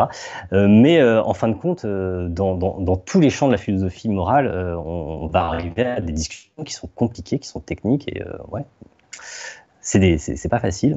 Mais on peut les comprendre. Je pense que je suis pas du tout pour qu'on capture que je sais pas, il y a une caste d'experts qui va décider. C'est ce que j'allais dire. J'ai l'impression que c'est ça qui gêne. Ce qui est bon ou mauvais. J'ai l'impression que c'est ça qui gêne. C'est. Je pense même d'un point de vue utilitariste, la captation de faire ça. Du truc. Ouais. En fait, même d'un point de vue utilitariste, ce serait un mauvais calcul d'imposer des décisions qui sont incompréhensibles, qu'on n'arrive pas à justifier. Et je pense que un objectif utilitariste, ce serait notamment de rendre claires les raisons pour lesquelles on prend des décisions politiques, si elles sont justifiées pour des raisons qui sont utilitaristes. Ça fait clairement partie de ce qui est des conséquences dont il faut tenir compte. Mais oui, j'entends très bien l'objection, c'est-à-dire on n'aime pas l'idée, mais je pense qu'il y a un côté, on n'aime pas l'idée qu'à un moment donné, pour minimiser le nombre de morts, il faut compter les morts, il faut réfléchir à ce genre de trucs. Je le sentais très bien dans les questions que j'avais eues. J'ai fait une vidéo sur le tri des patients au début de l'épidémie. Et je pense que c'est des questions qui sont super douloureuses, évidemment, mais très souvent, les réactions hostiles, finalement, ne disaient pas qu'est-ce que les médecins devaient faire. Ils disaient simplement le fait d'en discuter, le fait de poser ça comme ça et de dire il faut maximiser le nombre de vies sauvées et réfléchir à ça. Quelle est la meilleure stratégie pour maximiser le nombre de vies sauvées? Le simple fait de poser le problème dans ces termes-là passait pour quelque chose de scandaleux, d'immoral, et quelque part tu ne devais pas te poser la question de dire ouais, mais c'est pas parce que tu te poses pas la question que les médecins sont pas face au choix. Et peut-être en te posant pas la question, c'est genre je sais pas, tu te salis pas les mains quelque part, tu t'extrais ou tu te dis oui, mais oui, il aurait fallu changer les choses avant. On est d'accord, certainement. Mais il n'empêche que le fait d'arriver et de dire au médecin, vous savez, vous êtes dans une situation de merde et il aurait fallu changer les choses avant, ça le fait pas vraiment, ça l'aide pas vraiment à prendre une décision au moment où il doit la prendre. Et voilà, je pense que faut accepter parfois de prendre la décision. Il faut accepter qu'à un moment donné, le trolley il avance et que t'es pas un héros qui peut arrêter le train, quoi. On a envie, justement, je pense qu'il y a un peu ce fond-là, tu vois, qui est que on a envie qu'il y ait un héros qui arrive et qui arrête le train. Et parfois, bah non, on est dans une situation où il y a juste 2 voies, ou 3 voies, ou quelques voies, où l'ensemble des options qui sont envisageables sont pas cool, mais c'est pas pour autant qu'on va les choisir à pile ou face. Et peut-être qu'effectivement, pour les choisir, il va falloir faire des choses comme compter le nombre de morts selon les différentes options, quoi. Bah ouais, exact. Et alors ça me renvoie à un autre truc, pareil, il y a des réflexions, enfin, je peux pas tout faire remonter, mais il y a, est-ce qu'il n'y a pas aussi une crainte que, comment formuler ça? Qu'en fait, que ça favorise une sorte de, une majorité, en fait. Tu vois, c'est-à-dire qu'en fait, si le but c'est qu'il y ait un maximum de gens qui soient heureux, etc., est-ce que ça peut pas être un problème enfin, est-ce que le risque c'est pas que la majorité c'est ça, donc c'est ce qui va les arranger eux, qui va être prioritaire puisqu'ils sont plus nombreux, ou qu'ils ont accès à plus de trucs ou quoi. Tu vois ce que je veux dire? C'est Alors, en fait, t'avais un peu un contre-exemple avec le Bentham qui défend la dépénalisation de l'homosexualité. Mais est-ce que c'est pas un risque dont les gens ont peur, justement, de se dire, ouais, mais attends, si moi je suis pas dans le groupe majoritaire, en fait, je vais me faire avoir. Je vais me faire avoir parce qu'ils vont décider que c'est pas mon bonheur qui compte. Oui, je comprends très bien l'argument. Et c'est vrai que tu peux avoir des questions du type, je sais pas, imagine, il y a une maladie, elle touche une personne sur 1 milliard, il doit y avoir 7 cas dans le monde, et on pourrait la traiter, mais il faut dépenser des ressources énormes pour y arriver. Genre, on pourrait développer un traitement pour ça, mais il faut dépenser des ressources énormes. Et en face, tu peux également mettre ces ressources à traiter une maladie qui touche, par contre, je sais pas, une personne sur 1000. Et les 2 maladies sont aussi graves, aussi embêtantes, aussi handicapantes. Il y a un côté, effectivement, tu pourrais te dire, l'utilitariste, il va justifier, et je pense que dans ce genre de cas, effectivement, là, bon, c'est un cas assez extrême, c'est difficile d'arriver à autre chose que la conclusion que oui, quelque part, ça serait difficile de justifier pourquoi est-ce qu'il faudrait dépenser la même ressource sur les 2 types de maladies. Donc tu peux effectivement facilement imaginer des situations où tu as l'impression qu'il y a une sorte de désavantage à être dans une minorité qui souffre. Et je comprends vraiment l'argument, et je pense que c'est un argument qui est très connu, hein, Oui, alors il y a même d'autres arguments un peu similaires. On pourrait on parle des maladies orphelines, etc. Sur le chat, il y a des gens qui font. Effectivement, c'est souvent tel que c'est présenté quand t'as même dans les trucs genre Téléthon, etc. Il y a un côté, mais en fait personne va s'en occuper parce que c'est trop peu de gens. Donc s'il vous plaît, intéressez-vous à ça parce que justement c'est pas assez, ça concerne pas assez de gens pour que disons l'État s'en occupe ou des choses comme ça, quoi. Ouais. Et je pense que c'est des questions qui sont assez compliquées. Mais en tout cas, c'est vraiment pas une objection qui est ignorée. Et genre, c'est assez connu que ça fait partie des conséquences très bizarres. Et genre, les conséquences que typiquement les utilistes commencent à se dire, ouais, bon, ça doit pas être correct. Un autre exemple, c'est simplement le truc du bouc émissaire, c'est de dire, imagine, c'est une situation absurde, c'est simplement de dire que tu fais souffrir quelqu'un, mais que la somme de bonheur des gens que retirent les gens du fait de faire souffrir une personne soit supérieure à la somme de malheur que cette personne souffre. Est-ce que l'utilitarisme ne vient pas à justifier le fait d'avoir un bouc émissaire, en somme? Et évidemment, les utilitaristes qui sont les premiers à dire il faut qu'on trouve un moyen d'éviter ces conséquences-là. Ça peut pas être correct.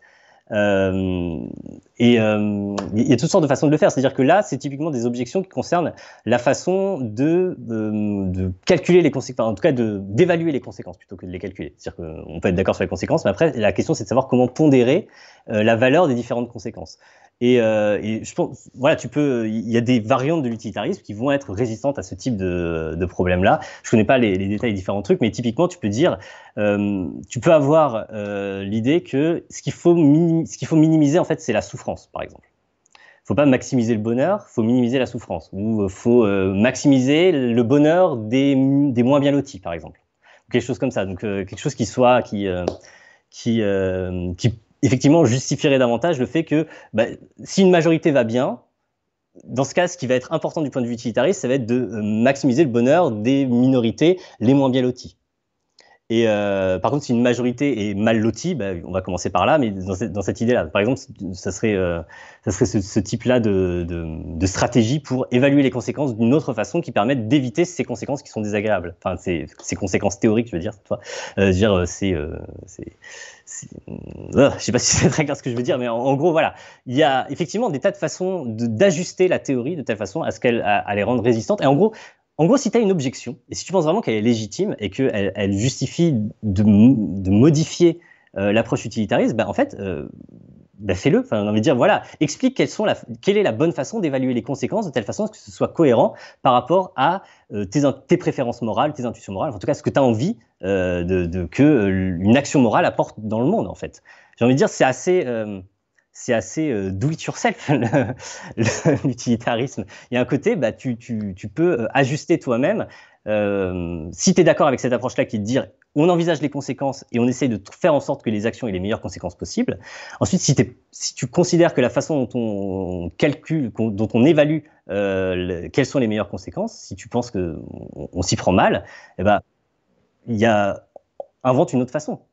Et pour le coup, les théoriciens sont vraiment très nombreux. J'ai envie de dire qu'il y a autant d'utilitarisme que d'utilitarisme, enfin de conséquentialisme que de conséquentialisme. Donc, je pense qu'il y a de fortes chances pour que les trucs que telle ou telle personne ait en tête aient déjà été développés par telle ou telle personne qui réfléchit à ça. Et après, il y a aussi un truc important, c'est que très souvent, du coup, comme il y a cette variété, on va se concentrer sur les trucs où il y a une convergence de vues. Il y a des trucs sur lesquels il va y avoir une convergence de vues, typiquement, je sais pas, sur l'exploitation animale ou des trucs comme ça, par exemple, où, quelle que soit la façon dont tu envisages le truc, presque tous les théoriciens vont dire, là, oui, effectivement, il n'y a aucun doute qu'il y a un problème et que c'est un problème moral important. Donc, il y a aussi ce truc-là, c'est-à-dire que face à des sortes d'incertitudes normatives, tu peux quand même te concentrer sur les cas où il y a une sorte de convergence entre les différents points de vue. Ouais, ok, d'accord. Non, ok, c'est assez clair. Ouais. Mais alors du coup, désolé, hein, du coup, j'apporte un peu toutes les questions que tu as déjà dû entendre plein de fois aussi, mais je pense qu'ils sont des objections qui sont soit au moins très intuitives, soit même carrément fondées aussi. Mais est-ce que, tu vois, par exemple, l'autre question, ça serait comment tu... En fait, si c'est censé être appliqué, j'imagine, c'est censé être assez normatif. C'est-à-dire que c'est aussi une philosophie qui doit te permettre de faire les bons choix, j'imagine. C'est aussi pensé comme ça. C'est pas descriptif. Mais du coup, comment tu... En fait, en gros, pour le faire très schématiquement, désolé si je suis pas clair, comment tu peux fonder ta façon d'agir sur quelque chose qui implique que tu vas devoir calculer les conséquences? Et en gros, comment dire, est-ce que tu peux vraiment calculer les conséquences? Tu sais, après, t'as les trucs un peu débiles, mais qui illustrent ça, tu vois, du style, genre, tu vas sauver un enfant, et cet enfant, ça va devenir, un serial killer et tuer plein de gens. Du coup, tu vois, si c'est ça... Ouais. Que, par exemple, dans The Good Place, est-ce que si t'as fait ça, en fait, t'as paniqué ton score, sans faire exprès, parce que t'as sauvé un enfant? Une des premières grandes distinctions sur les formes de conséquentialisme, souvent, on distingue entre le conséquentialisme qui va vraiment tenir compte de la conséquence réelle. Et en fait, le conséquentialisme, et c'est plus souvent l'autre option qui est choisie, où on va plutôt considérer la conséquence que tu pouvais attendre au moment où tu as pris la décision. Clairement, ce serait très difficile de dire, parce que tu as sauvé un enfant de la noyade, et il est devenu Hitler, que du coup, t'es un monstre, parce que ça a eu de très mauvaises conséquences. Clairement, ça nous heurte, parce que l'idée, c'est que, globalement, au moment où tu as fait le choix de sauver cet enfant, tu avais de bonnes raisons de penser qu'il y aurait de meilleures conséquences en le sauvant qu'en passant ton chemin en disant écoute, je ne sais pas si tu ne seras pas le prochain Hitler. Et donc voilà, la distinction assez classique, c'est de dire ça, c'est qu'en gros, il y a l'utilitarisme de la conséquence réelle et puis l'utilitarisme de la conséquence attendue ou quelque chose comme ça.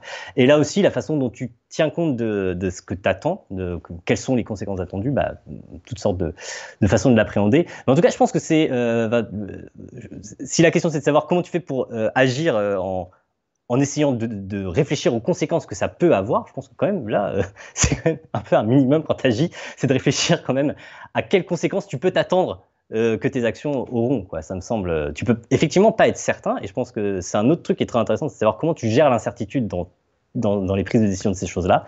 C'est un sujet super intéressant. Et il y a même un sujet qui est encore plus intéressant, qui est de savoir comment tu gères l'incertitude, quand l'incertitude, elle concerne même pas la conséquence elle-même, mais elle concerne l'évaluation morale qu'on fera de ces conséquences. C'est-à-dire, tu pourrais, typiquement, si tu as une approche un peu substantielle de la morale, tu penses vraiment qu'il y a des choses qui sont bonnes ou qui sont mauvaises, tu peux avoir aussi une incertitude quant à la façon dont tu as appréhendé ces choses-là toi-même. Tu peux pas être entièrement certain que là, je sais pas, telle personne qui par exemple,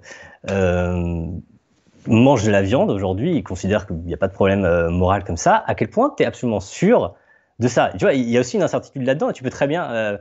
j'ai fait tout un truc autour de ça dans mes vidéos, mais sur le fait que tu peux avoir un doute sur l'évaluation morale elle-même. C'est-à-dire, tu peux te dire, peut-être que je me trompe dans mes évaluations morales, là. Peut-être que là, ce que je suis en train de faire, qui me semble tout à fait OK moralement, en fait... c'est pas du tout OK moralement, peut-être que... alors, même si t'es pas vraiment réaliste vis-à-vis de ça, tu peux simplement te dire peut-être que dans 50 ans, si je suis encore vivant dans 50 ans, je me retournerai et je me dirais putain, mais c'était monstrueux ce que je faisais. Typiquement, c'est une question intéressante à se poser quand vous mangez de la viande, là, aujourd'hui, s'il y en a qui mangent de la viande, posez-vous la question, dans 50 ans, à votre avis, comment est-ce qu'on regardera le fait qu'on bouffait de la viande au début du 21e siècle? Je suis prêt à prendre le pari qu'on regardera ça, enfin que ça va changer, quoi. Je sais pas, je suis prêt à parier que ça va changer et que. Et d'ailleurs, c'est très marrant parce que je posais cette question-là à mes abonnés, parce que c'est un peu le thème d'une vidéo, de savoir comment vont évaluer les jugements moraux, les intuitions morales qu'on aura.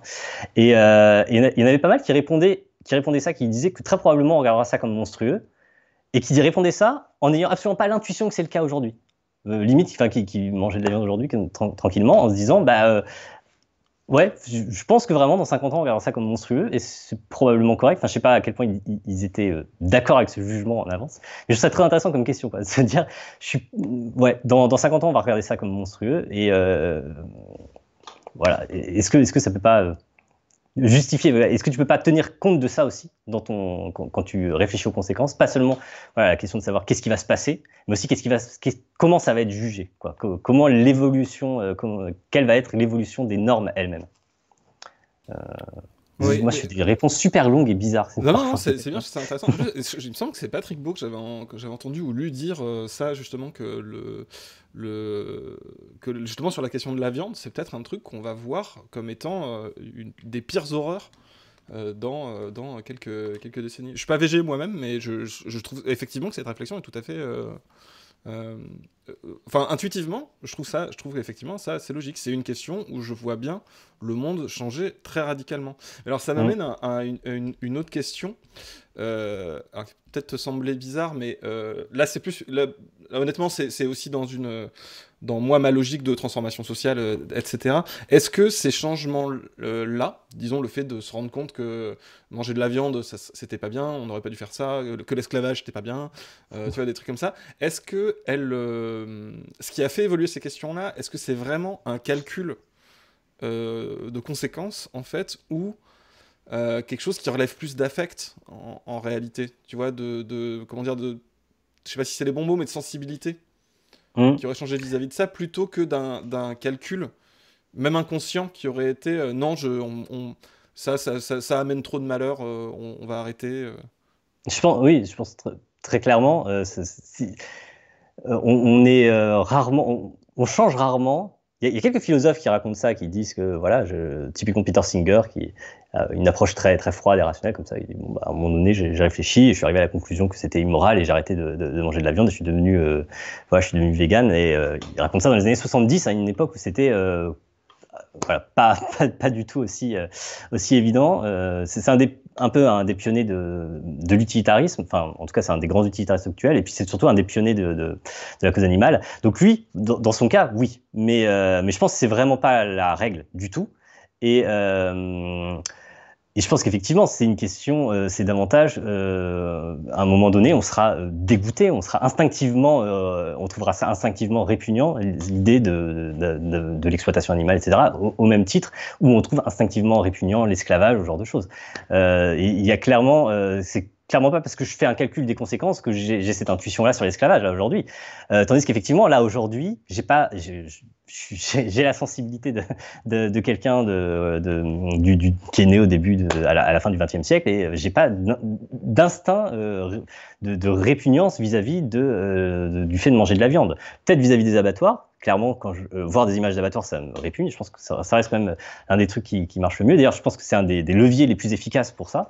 Enfin, il y a plein de leviers différents. Je pense aussi le fait que si on réfléchit à pourquoi est-ce qu'à un moment donné on va changer, je pense que le fait d'avoir d'excellents produits de substitution qui soient vraiment très largement répandus, accessibles, et que limite ce soit presque davantage un choix d'aller chercher de la vraie viande que d'aller manger un produit de substitution type voilà, Impossible Burger ou ce genre de truc. Je pense que c'est ce genre de choses qui va faire que ça change. Mais ouais, effectivement, le calcul rationnel, je pense qu'il est pas très efficace pour motiver des actions. Très, très clairement. Ok, d'accord. Ok, je m'attendais pas à ce que tu viens de répondre ça. Mais ok, d'accord. Mais parce que en fait aussi, il y a. Mais c'est ok, c'est vraiment intéressant. Comment dire, il y a. Parce qu'en fait, pour moi, je comprends bien en quoi tu peux penser qu'il faut arrêter de manger de la viande. Parce que, très nettement, ça va faire baisser la souffrance, en fait, puisque la souffrance qui est liée à la production de viande est absolument colossale. Mais pour moi, là-dedans, ça implique un prémisse qui est faut considérer, dans ton calcul de bonheur et de souffrance, les animaux. Ce qui est une prémisse dont j'ai l'impression qu'elle n'est pas liée justement à une démarche utilitariste. Et même, je vais plus loin, une des façons de justifier l'esclavage, ou même plein d'autres trucs, il y aurait plein d'autres exemples à faire, c'est de déshumaniser en fait. C'est de dire, en fait, on les compte même pas en fait, dans le calcul, ces gens qu'on fait souffrir. Parce qu'on considère même pas que c'est des gens ou un truc comme ça, tu vois. Et ça, c'est pas un...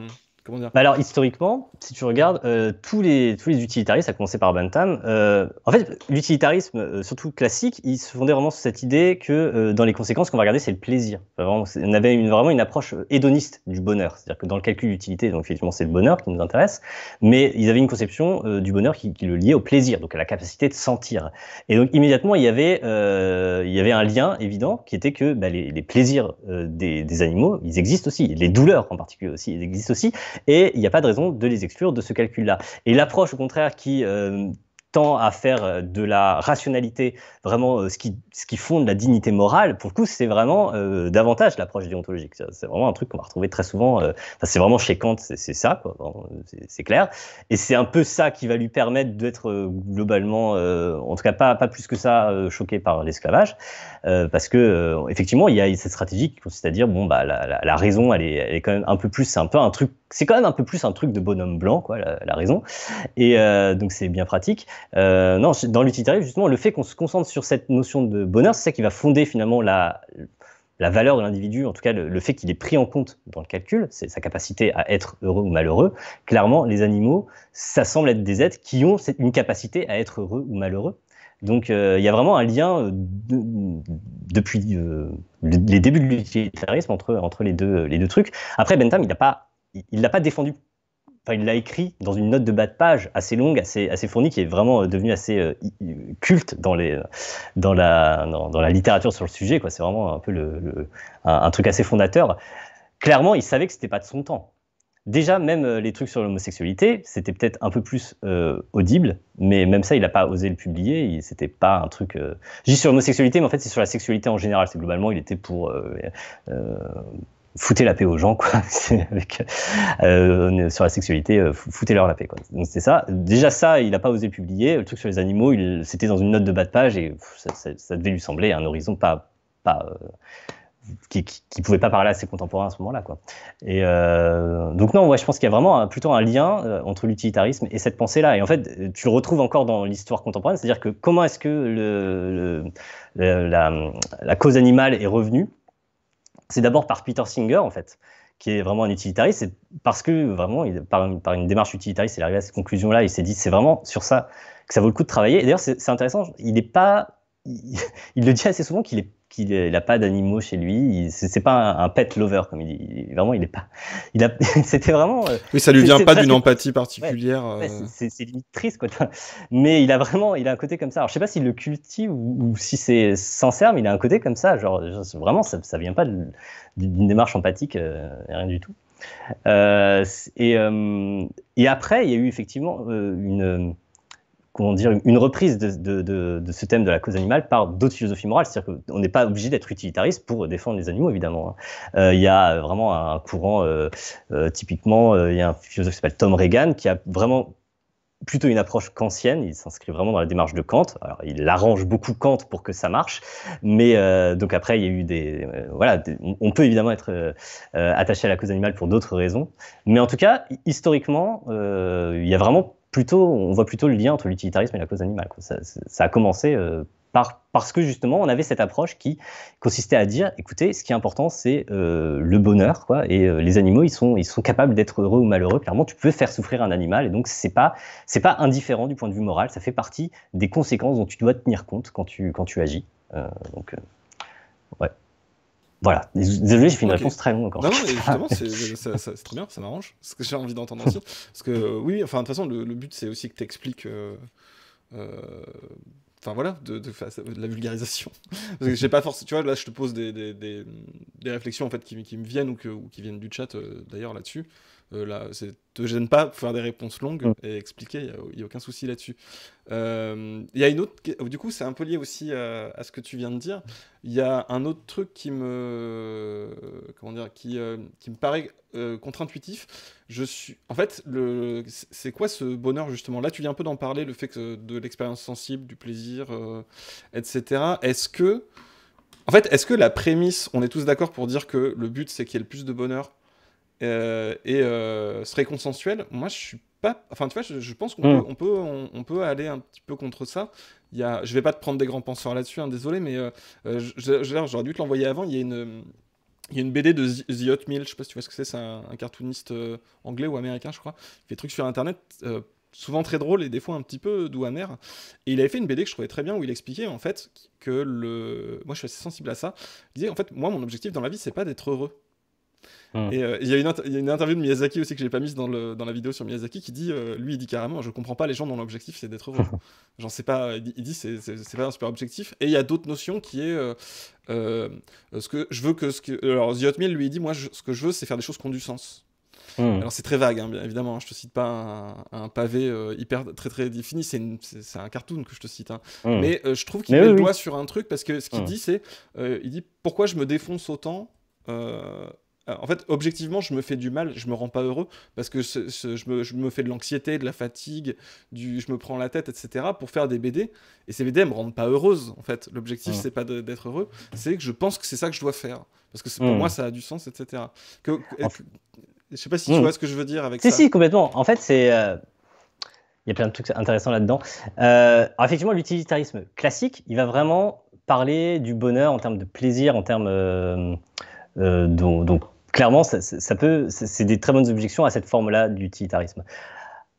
Après, il y a eu plutôt une tendance justement à reconnaître ces problèmes-là, et du coup, une autre forme d'utilitarisme est née, qui est l'utilitarisme des préférences. C'est-à-dire, finalement, ce qui est important, c'est que les personnes satisfassent leurs préférences, quelles qu'elles soient. Et peut-être que certaines de leurs préférences ne les rend pas heureux quelque part. Peut-être que tu préfères autre chose que le bonheur. Après, moi, j'ai aussi toujours une objection globalement à tout ça, c'est de dire que tu peux très bien entendre la notion de bonheur en un sens très formel, en fait, c'est une analyse qui vient d'Aristote à l'origine, qui est de dire, quand tu veux quelque chose, soit tu la veux pour elle-même, genre, je sais pas, on veut faire ce live là, c'est sympa.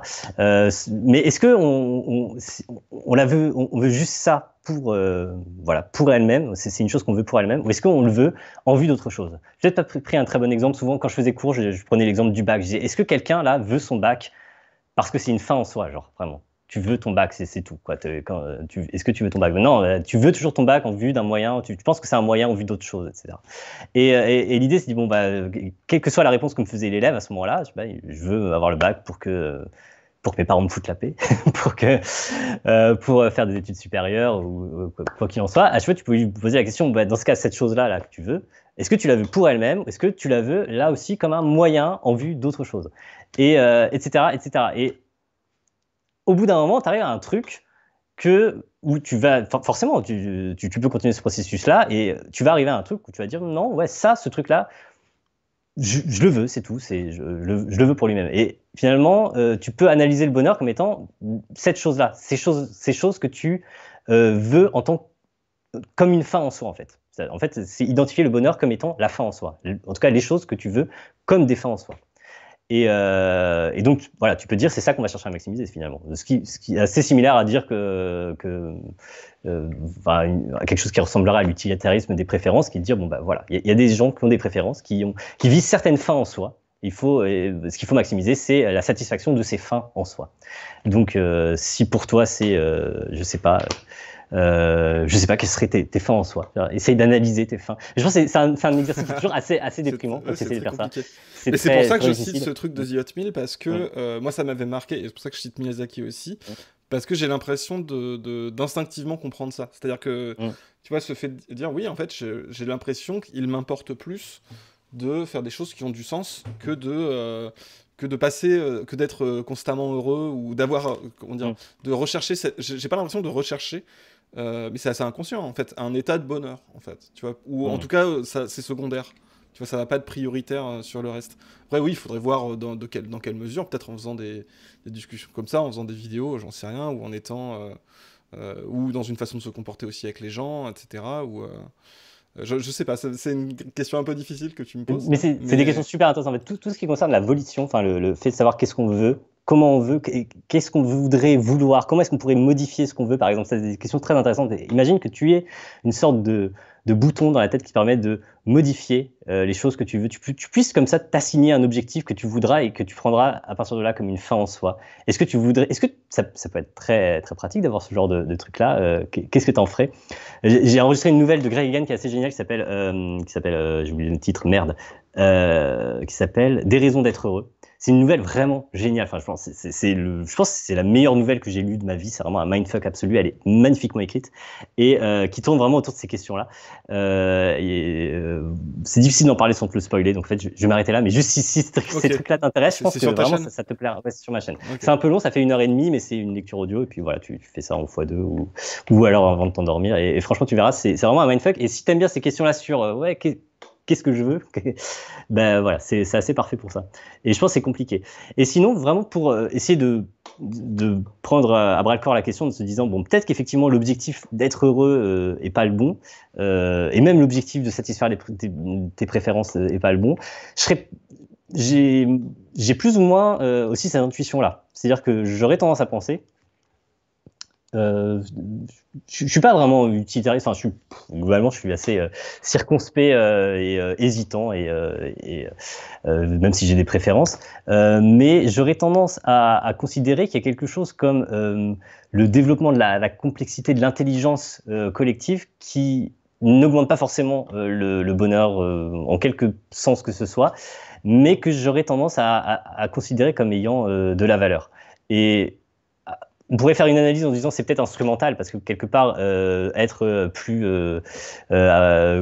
intelligent collectivement, ça nous rend plus solide pour affronter, pour maximiser les chances de survie, disons, de l'humanité. Mais peut-être aussi que j'y trouve simplement vraiment de la valeur en soi, et je trouve que c'est un truc auquel j'accorde de l'importance. J'ai l'impression en soi, vraiment indépendamment de la question de tout ce qui concerne la satisfaction des préférences ou le bonheur des individus. Voilà. Mais encore une fois, je pense que souvent un bon truc pour réfléchir à ce truc-là, c'est de se poser des questions toutes choses égales par ailleurs. C'est-à-dire, en gros, toutes choses égales par ailleurs, tout le monde est plus ou moins d'accord pour dire que satisfaire la préférence de quelqu'un ou rendre quelqu'un un peu plus heureux, toutes choses égales par ailleurs, vraiment, c'est meilleur quand même. Enfin, ça serait curieux de... Oui, c'est-à-dire que... Oui. J'ai à pas dire non, je préférerais que les gens soient malheureux. Enfin, évidemment, non, c'est pas ce que je voulais dire. Donc, au moins, voilà, l'idée, c'est que ça veut dire que ça pèse au moins un minimum dans ton évaluation des conséquences. Mais après, peut-être que c'est pas le seul truc. moi, je serais assez d'accord pour dire que c'est pas forcément le seul truc auquel tenir compte. En tout cas, intuitivement, ça serait un peu mon impression là. Et, ouais, donc voilà. Donc toi aussi, peut-être qu'il y a d'autres trucs où tu aurais l'impression. Et effectivement, ça peut être intéressant. Et donc, pour isoler les trucs auxquels tu accordes de la valeur, c'est un bon exercice de dire, bah, tu vas réfléchir d'abord toutes choses égales par ailleurs. Le truc va devenir compliqué le moment où tu vas les mélanger, les trucs. Mais au moins, tu auras l'idée de ce qui pèse ou non dans cette évaluation des conséquences, quoi. Il y a aussi un autre truc, c'est comment tu comptes les aspirations collectives. C'est-à-dire que comment dire, parce que là, ça amène pour moi à d'autres modes d'action, notamment quel mode de vie tu vas choisir, comment tu te comportes en communauté, comment tu vas t'organiser pour alors soit obtenir des choses, soit comment dire, pour juste tout simplement t'organiser de la façon dont tu as envie de vivre, etc. Comment dans une logique où tu prends tu prends une espèce de bonheur général, tu vas prendre comment dire, les bonheurs particuliers, les inspirations particulières, mais de groupe. Je sais pas si c'est très clair ce que je veux dire. C'est, tu vois, par exemple, on pourrait tout à fait défendre que, j'en sais rien, dans une logique peut-être un peu anard ou quelque chose comme ça, en caricaturant, le fait de dire, moi je veux pas du monde tel que la majorité des gens le veulent. Je me battrai et je m'en fiche de ce qui va arriver à ce monde-là. Je veux juste que moi, on me laisse m'organiser de la façon dont je veux, etc. Tu sais, en fait, il y a une espèce de volonté d'autonomie, en fait, comme ça. Et comment justement tu peux... Est-ce que du coup, tu le dénies parce que tu te dis, ah mais non, parce que là, vous allez faire baisser le bonheur général parce que vous participez plus, et vous, en tout cas, vous ne vous en souciez plus. Enfin, tu vois, en gros, comment on peut se positionner vis-à-vis de ça, si on pense que en termes comme ça de bonheur général ou de satisfaction générale. Alors, le truc, c'est qu'effectivement, c'est vraiment un truc assez marqué dans l'utilitarisme, c'est que le bonheur général, c'est jamais qu'une somme de bonheur particulier. Et en fait, c'est une abstraction. En fin de compte, tout ce qui existe, c'est des individus. Et ces individus ont des expériences voilà, tout ce qui concerne les impacts moraux concerne les individus. Effectivement, il n'y a pas un bonheur du groupe en soi. Ce qui peut être troublant parce qu'on parle souvent du bonheur général ou des choses comme ça, mais en fait, c'est toujours compris comme une somme de choses particulières. Donc, je ne sais pas si ça répond en partie à ta question. Et sinon, peut-être une autre question, c'était savoir quels sont les types de moyens d'action, par exemple, qu'un utilitariste aura tendance à mettre en œuvre versus peut-être une démarche qui serait plus déontologique. Je pense qu'il y a des bons exemples de ça autour de la cause animale. Enfin, je parle souvent de la cause animale parce que je trouve que c'est un truc qui m'avait pas mal intéressé. Et souvent, il peut y avoir vraiment des désaccords assez violents d'ailleurs justement sur les stratégies, parce que les utilitaristes vont avoir tendance à être assez pragmatiques et typiquement, je sais pas, être plutôt vouloir par exemple qu'on développe des produits de substitution, vouloir qu'on améliore les conditions de vie dans les abattoirs, ou ce genre de choses, vont considérer que c'est une bonne chose à faire, qu'il faut essayer que si on peut avoir des leviers qui permettent d'aller dans cette direction-là, qu'il faut les activer.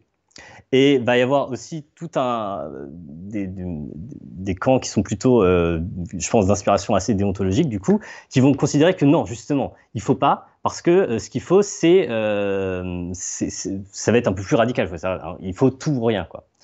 Ouais, effectivement, je pense que c'est des questions un peu compliquées. Après, ça me fait penser un peu à ce que tu présentes dans ta vidéo sur le syndrome Magnéto. Il y a un côté comme ça, quoi. Il y a un peu il y a ceux qui veulent une espèce de progrès comme ça, incrémental, et puis il y a les méchants qui veulent des bouleversements radicaux. Après,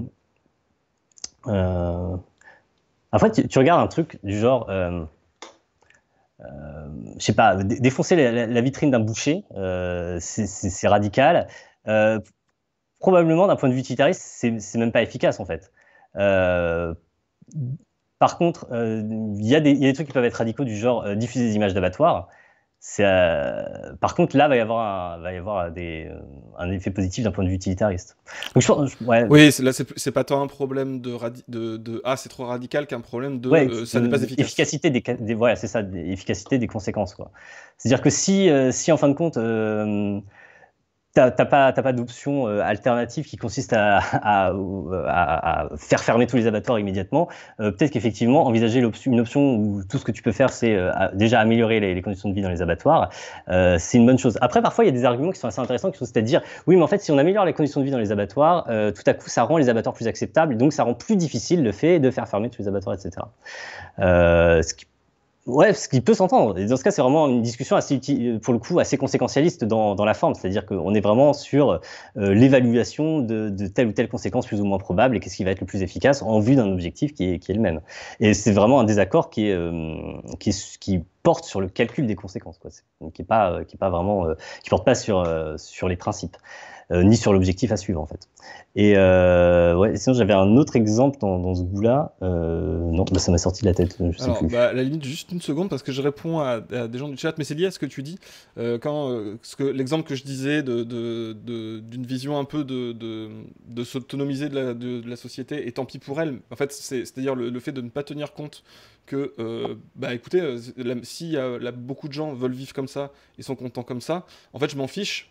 Parce que je considère que c'est pas comme ça qu'on devrait vivre, etc. Il y a un peu de ça. Dans la vidéo Magnéto, parce qu'il y a des gens sur notre chat qui me disent, bon, je me doute bien que vous vous trollez un peu, mais vous me dites c'est un art de droite. Alors déjà, moi je dirais jamais un art de droite. Vous n'entendrez jamais un art de droite sur ce live, je suis pas d'accord avec ce terme. Mais non, c'est pas vrai. Et dans la vidéo de Magnéto, j'avais justement commencé en mettant la première voix qu'on entend et qui dit, je sais plus exactement, c'est j'ai le droit de vivre et si votre société imbécile et dégueulasse m'en refuse le droit, tant pis pour elle, tant pis pour vous. Et en fait, c'est une citation d'un anarchiste terroriste, en fait. Et c'est pour ça que je l'ai mis sur Magnéto, parce que c'était cette figure de l'ultra-radical qui est en guerre, en fait, qui est en fait dans une logique de guerre. Et alors là, pour le coup, est-ce qu'on peut dire que c'est une logique plus déontologique ? C'est-à-dire déjà, pour vous montrer que c'est pas un truc d'anarchiste de droite, c'était Bono, là, la bande. Il y a aussi cette vision-là de dire... En fait, désolé, je me perds un petit peu. Matrix, ouais. En fait. Matrix, les gens dans la matrice, on peut considérer que finalement, si le bonheur... en fait, c'est pas grave le mensonge et le fait qu'ils vivent dans une simulation. Dans Matrix, et pourtant dans Matrix, ce qu'ils vont dire, c'est justement tant pis pour eux. Il y a ce discours-là, en tout cas dans le premier Matrix, il y a ce discours de tant pis pour eux. Parce que nous, on veut vivre autrement. On considère que ce n'est pas juste que ça se passe comme ça. Il y a un peu l'idée de les libérer quand même, il me semble. C'est un peu leur but, non ? Enfin, je sais pas. Il y a l'idée de les libérer, mais il y a l'idée que... et c'est un des trucs, justement, c'est une problématique qui est intéressante dans Matrix et qui est un peu... Bon, sans rentrer dans les détails de Matrix, parce que ça peut, à chaque fois, moi, je vais me lancer dans des trucs hyper longs, mais il y a cette idée dans le premier qui est... Et c'est pour ça que, d'ailleurs, ils ne se privent pas par exemple, de tirer sur des gens qui en fait sont des gens qui ne savent pas ce qu'ils font, puisqu'ils ne savent pas qu'ils sont prisonniers, etc. C'est justifié parce qu'ils peuvent être toujours... ils peuvent se transformer en ennemis, quoi. Il y a cette idée, tout le monde est l'ennemi, quoi, quelque part. Tant que tu n'es pas libéré, tu es potentiellement... Alors, ils vont pas cartonner des gens gratuitement, mais il y a quand même cette idée-là et surtout, il y a une autre idée, c'est que ça veut dire quoi, les libérer ? Parce que là, pour le coup, on veut pas les libérer pour qu'ils soient plus heureux dans Matrix. C'est pas vraiment ça, très clairement. Et clairement, Morpheus, il présente un choix qui est malhonnête, quoi. J'ai fait une vidéo qui s'appelle La machine à expérience, qui est une idée qui vient de Nozick. C'est une expérience de pensée qui est très très marrante pour tester nos intuitions sur ce genre de thème très à la Matrix, et où aussi un peu un rapport avec cette idée du bonheur finalement. Et effectivement, un truc que je dis à la fin, c'est que en fait, Morpheus, je pense que je le mets dans une note, bref, peu importe, et c'est que c'est totalement malhonnête la façon dont il présente le truc, c'est-à-dire que il dit d'un côté, voilà, soit tu viens avec nous et tu prends la pilule rouge et hop, tu vas au fond du terrier, mais clairement, il lui présente pas les choix de façon honnête en disant, en fait, tu vas souffrir si tu prends cette pilule rouge, tu vas te retrouver plus ou moins à mésordre et tu vas bouffer de la merde et vivre très mal, tandis que si tu gardes la pilule bleue, en tout cas, tu sais ce que tu as de l'autre côté, quoi. Et le choix marche. Peut-être qu'en lui présentant les choses comme ça, il aurait quand même accepté de le faire, mais le fait qu'il le présente de façon aussi allusive m'a toujours semblé être... genre, un peu plus tard, il y a Cypher qui dit... Oui, t'en parles ça, je crois, justement. Tu C'est bien cites possible. Cypher Ouais, je pense que j'en parle dans la vidéo à un moment. C'est pour ça que mais parce que bref, c'est exactement effectivement, ce qu'il dit. clairement, oui, il lui dit, mais il nous a manipulé et je pense qu'il a raison. D'ailleurs, Cypher est un méchant relativement, enfin, oui, c'est un méchant, on pourrait dire, et c'est un méchant qui est relativement intéressant parce que je pense qu'il a ses raisons.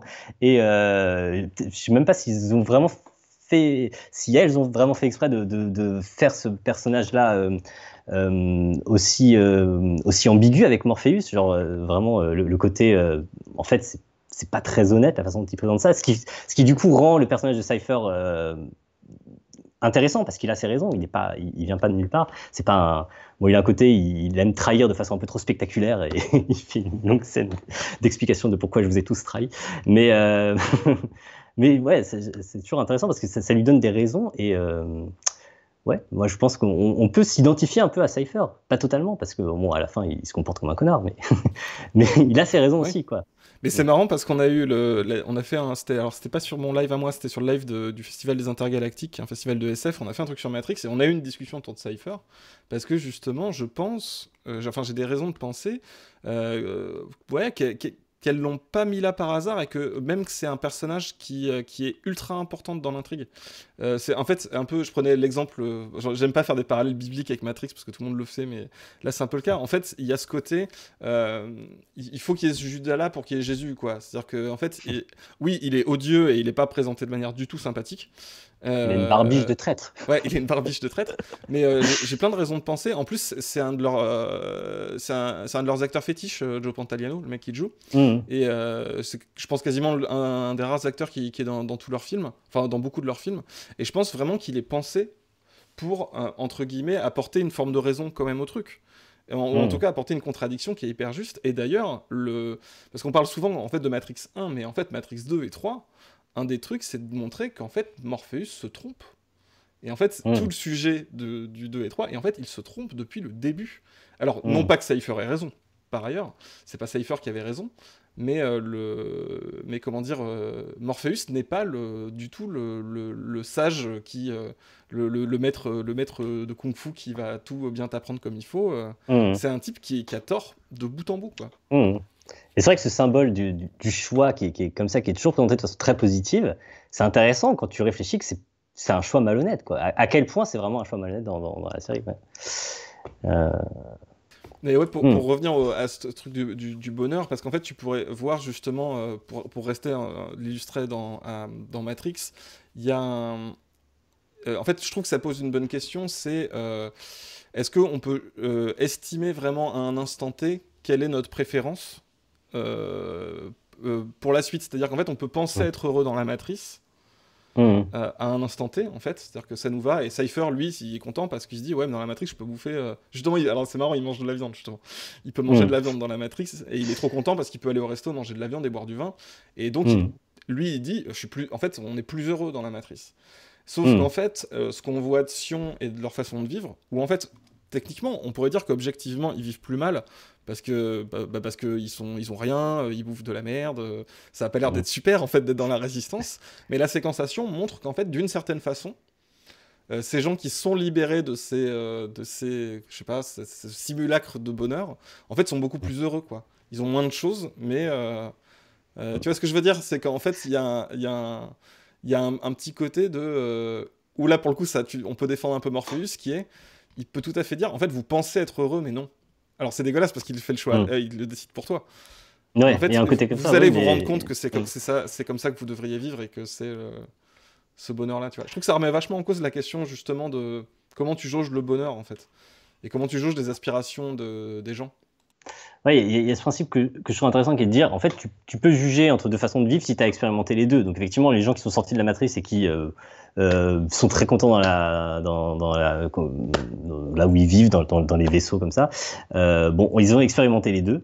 Et s'ils préfèrent être du côté sorti de la matrice, bon, au moins c'est un choix informé. Tandis que tant qu'ils sont seulement dans la matrice, ils peuvent vraiment savoir. Donc c'est vrai, éventuellement c'est ce qu'ils pourraient dire au moment de donner la pilule, dire vous pouvez pas savoir quoi ce qui va vous arriver. On pourrait dire que c'est un peu ce qu'il leur dit de façon implicite avec ce truc-là. Bon bref, on est en train de disserter sur Matrix. Mais c'est le film préféré de tous les profs de philo. En tout cas, le 1, je dois avouer que le 2 et le 3, je les ai pas revus depuis l'époque cinéma et que ça m'avait moins emballé. Mais ouais, c'est un film qui contient plein de trucs super, super intéressants. Moi, je le montrais à mes élèves. C'est un grand classique. Enfin, pas en entier, juste la première partie. Jusqu'à la grande explication de Morpheus. Et puis après, bon, je leur disais, allez le voir, parce que je me suis rendu compte, c'est là que je me suis rendu compte que j'étais vieux, c'est que les élèves ne le connaissaient pas en fait. Ah ouais. Bah, pour eux, c'est un vieux film d'action, quoi. C'est l'équivalent de, je sais pas, peut-être du premier Terminator pour quand on était au lycée, quoi. Quelque chose comme ça. Enfin, je sais pas si on a le même âge, mais. Moi, je suis de 86. Ah, mais pareil. Ouais. Ah, bah voilà. Mais oui, mais tu vois, si tu veux genre sortir cette question-là de Matrix, on pourrait. Je crois que c'est un truc d'ailleurs qui peut être reproché à certaines. Justement, ce côté calcul du bonheur, etc. C'est de dire. En fait, on pourrait en déduire, il faut que les gens aient plus de smartphones, plus je sais pas, d'applications, de machins. Enfin, tu sais, tout le côté. En fait, parce que les gens, ils veulent avoir des smartphones, etc. Et en fait, on pourrait très bien aussi se dire. Bah non, en fait, c'est pas souhaitable, parce que où ça s'arrête, cette histoire-là. Et en fait, si les gens, le besoin de smartphone a été, on peut considérer il a été créé, en fait. Les gens avant n'avaient pas d'envie de smartphone. Est-ce que les smartphones ont rendu les gens plus heureux? Je pense que c'est un exemple de gros boomer, là, que je fais. Hein. C'est un truc en fait, on pourrait le prendre pour tout le reste. Hein. Est-ce qu'on a besoin de voyager autant? Tu vois, enfin, c'est des trucs. Les gens avant n'avaient pas ce besoin de voyager plus, forcément. Donc, est-ce que ça nous a est-ce que ça nous a vraiment apporté du bonheur? Ou est-ce que juste ça nous a apporté des nouvelles choses En gros, ça s'arrête jamais, on est toujours au même niveau de bonheur, mais... Oui, c'est un thème qui est super intéressant. On parle du tapis roulant hédonique, je crois qu'il y a une autre désignation en français, mais ça, c'est une sorte de traduction de l'expression en anglais.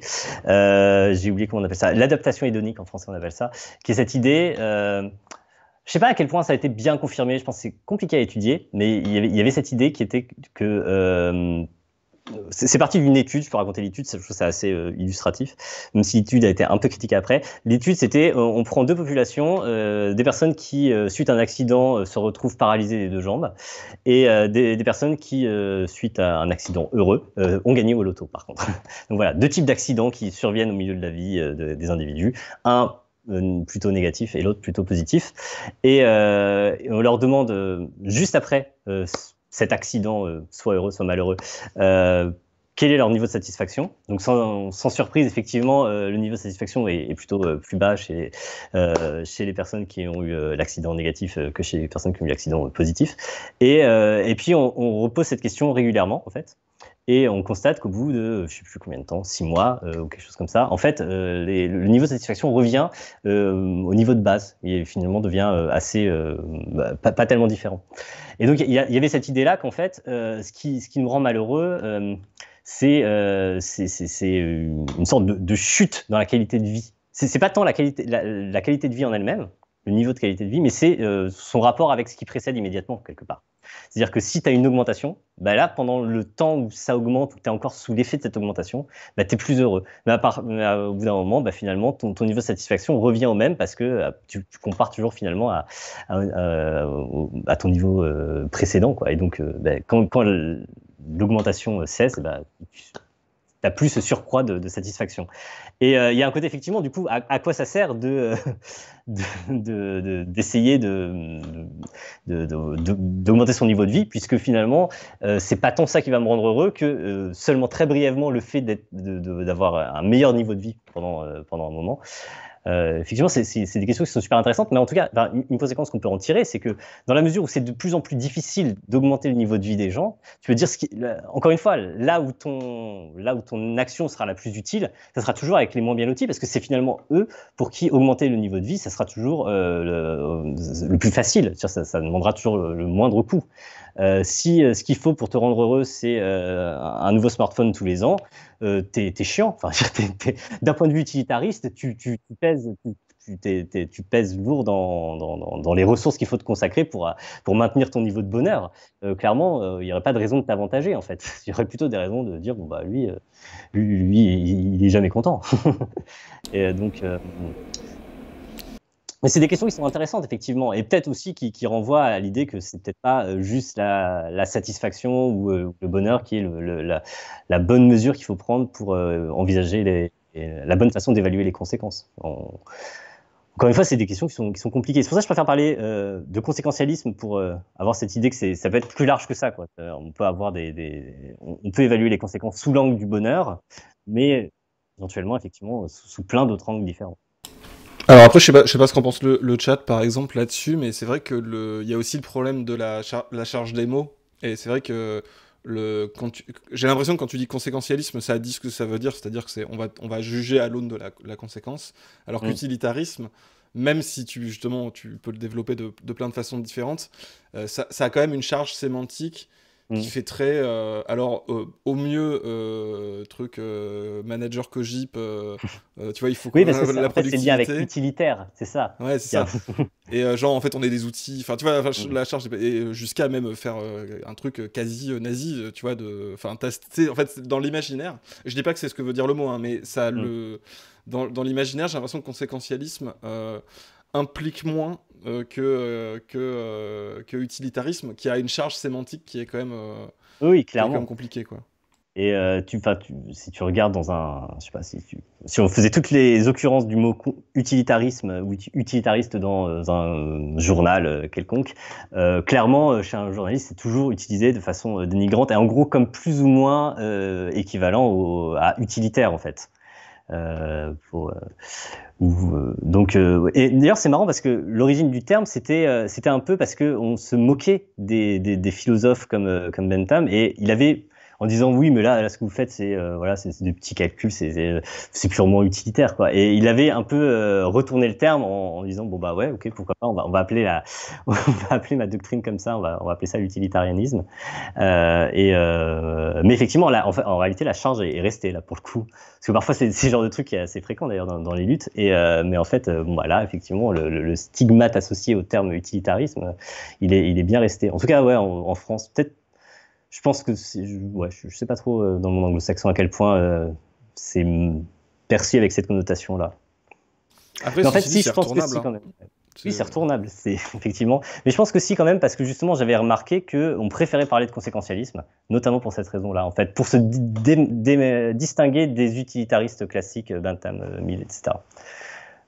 Je pense qu'il y a aussi, alors je sais pas du coup à quel point c'est lié à la philosophie morale, mais je pensais aussi beaucoup le langage économique qui fait du mal au terme, parce que enfin, quand on va dire le discours utilitaire, ça Oui, va être c'est l'idée faut de maximiser produire, l'utilité, etc. ouais, voilà. Et ce qui en plus est contestable parce que ce discours économique-là, tu peux très bien le retourner. Tu vois des mecs comme David Graeber qui vont, enfin, en fait, qui vont expliquer que en fait, on a, et même ce qu'on vit en ce moment, tu vois, avec le Covid, le côté l'utilité sociale. En fait, on reparle d'utilité sociale, c'est-à-dire qu'on commence à dire comment ça se fait qu'il y a des gens qui sont, en fait, qui font tenir toute la société, c'est-à-dire ceux qui bossaient pendant le confinement. Et tu vois, les gens sont en train de se dire, mais en fait, c'est que des gens mal payés, alors que manifestement, ils sont plus utiles que, j'en sais rien, des consultants, des managers de managers. Tu vois, des trucs comme ça. Et t'as Graeber, il parle de bullshit job. Et en fait, tu vois, tu vois, c'est l'inverse, c'est qu'on va parler d'utilité sociale. Ouais, l'utilité sociale, c'est un terme, tu le trouves dans la Déclaration des droits de l'homme et du citoyen. C'est un terme qui au départ, est pas, n'a aucune connotation négative, au contraire, quoi. Donc, c'est vrai, on peut retourner ce terme-là et dire, ouais, l'utilité, oui, parlons-en. C'est pas honteux. Mais ouais, il faut se battre avec les charges sémantiques, effectivement, qu'ont les termes, et ça peut être compliqué. C'est pour ça aussi qu'avoir un langage technique, souvent, est pas mal, parce que c'est un langage qui permet voilà, d'y mettre précisément le sens qui est admis par une certaine communauté de chercheurs. Donc, je pense que c'est compliqué parfois de communiquer sur ces questions-là à cause de ces charges sémantiques qui sont associées aux différents termes. Alors, mais ça, pour moi, c'est une autre question. Enfin, je me permets, mais parce que j'ai l'impression que c'est le cas aussi chez les militants ou des gens qui sont spécialistes de causes spécifiques, par exemple des causes écologiques ou sur des questions précises. Il y a comment dire, cette tension entre la nécessité d'avoir un vocabulaire technique, parce que justement, on a besoin de termes très bien définis et sur lesquels on est d'accord. Sauf que dès que tu commences à communiquer en dehors des cercles où les termes sont définis, ces termes peuvent poser énormément de problèmes. Tu vois ce que je veux dire ? Il y a toujours une tension entre jargonner, en fait, et ça peut être hyper contre-productif d'utiliser un jargon, et en même temps la nécessité d'avoir des termes très très précis. Tu vois et j'ai l'impression que ça, c'est une tension qui existe partout, et chez les scientifiques aussi. Je pense que c'est un gros problème, ouais, effectivement. D'ailleurs, parfois l'évolution des termes fait que, parfois il y a des pièges énormes dans le vocabulaire technique, ou un terme qui a l'air de vouloir dire quelque chose, en fait, veut dire son contraire, ce genre de choses. Et oui, c'est vrai que c'est assez compliqué, et je pense qu'on communique, en fait, la vulgarisation, c'est le genre de truc qui m'arrive assez souvent. Genre, j'utilise beaucoup plus le terme conséquentialisme maintenant qu'avant. Sauf quand je parle de discussion informelle, parce que j'ai un peu plus de mal. Mais disons, quand j'écris un script et que j'essaie de faire attention, je vais davantage parler de conséquentialisme, toujours introduire l'utilitarisme par rapport à ce truc-là général. Et ouais, c'est des trucs auxquels je fais plus attention, parce que j'ai un peu plus d'expérience en tant que vulgarisateur et de réception auprès du grand public. Puis parfois aussi, ça le problème, c'est que parfois, tu as un terme qui est vraiment inscrit dans le débat scientifique. Enfin, c'est vraiment ce terme-là qu'on utilise. Je peux pas le changer, quoi. J'ai pas trop le choix. Je suis pas censé changer le truc. Et donc, ouais, c'est des problèmes. Bon, c'est des problèmes de vulgarisateur, j'ai envie de dire. Mais c'est des problèmes. Oui, vous êtes en plein dedans. Enfin, oui, plein de gens ça peut se poser à plein de gens, effectivement. Dès lors que tu fais passer un discours qui est relativement technique, en tout cas qui est censé être compris par des personnes qui maîtrisent le vocabulaire, dès lors que tu essayes de le traduire à des personnes qui connaissent pas ce vocabulaire, ça peut rendre assez compliqué. Si tu as le temps de le développer dans une vidéo, c'est ça l'avantage. Moi, j'essaie dans une vidéo de pas introduire un terme sans donner une définition derrière. Je pense que le fait d'avoir été prof, ça m'a vraiment habitué à ça. Je ne présuppose aucune connaissance particulière à mes élèves de terminale, forcément. Donc, je sais très bien, il y a des termes, même parfois qui peuvent sembler, quand on baigne là-dedans, qui peuvent sembler assez connus, et en fait non, faut toujours quand même un peu définir les choses. Et donc ouais, j'essaie d'avoir ce réflexe-là mais dans le cadre d'une vidéo, tu maîtrises ça, mais après effectivement, le problème c'est que si on peut facilement extraire, on peut facilement tirer un terme hors de son contexte et lui faire dire ce qu'il ne voulait pas dire dans le contexte où tu l'as dit. Ouais, c'est chiant. Bon, je pense que c'est des problématiques assez classiques. Oui, on va pas se lancer. Ça serait encore très long. Il reste 5 minutes.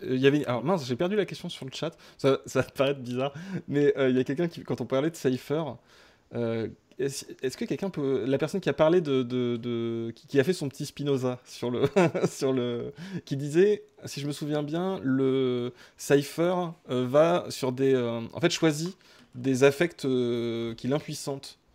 En fait, est-ce que, en fait, c'est juste un truc tout bête. Mais j'ai l'impression que Spinoza c'est toujours très très intéressant. Et est-ce que, comment dire, déjà est-ce que Spinoza parle de morale ou d'éthique? Et est-ce que il y a justement dans ces termes, les affects joyeux, les affects tristes, merci Mitch Ferson, etc. Est-ce que c'est lié justement à cette question du bonheur? Est-ce que tu penses que ça apporte des outils? Alors, il a écrit un bouquin qui s'appelle L'éthique, et c'est genre son bouquin, donc voilà. Ouais, voilà, tu vois à quel point j'y connais rien, et en fait, à chaque fois qu'on parle de Spinoza, j'ai l'impression que c'est trop bien, et en fait, j'y connais rien. Faudrait vraiment que je m'y mette. Là, je triche, je te prends 5 minutes de ton temps pour me faire... Honnêtement, c'est pas un auteur que j'affectionne beaucoup, Spinoza. Je suis jamais bien rentré dedans. Je suis plus Leibniz que Spinoza, si vous voulez. Et voilà, je pense que les Spinozistes m'ont détesté. Mais... voilà, j'ai pas tellement envie de développer sur Spinoza. C'est intéressant. Non, c'était au cas où, est-ce que c'était vraiment une piste ou quoi?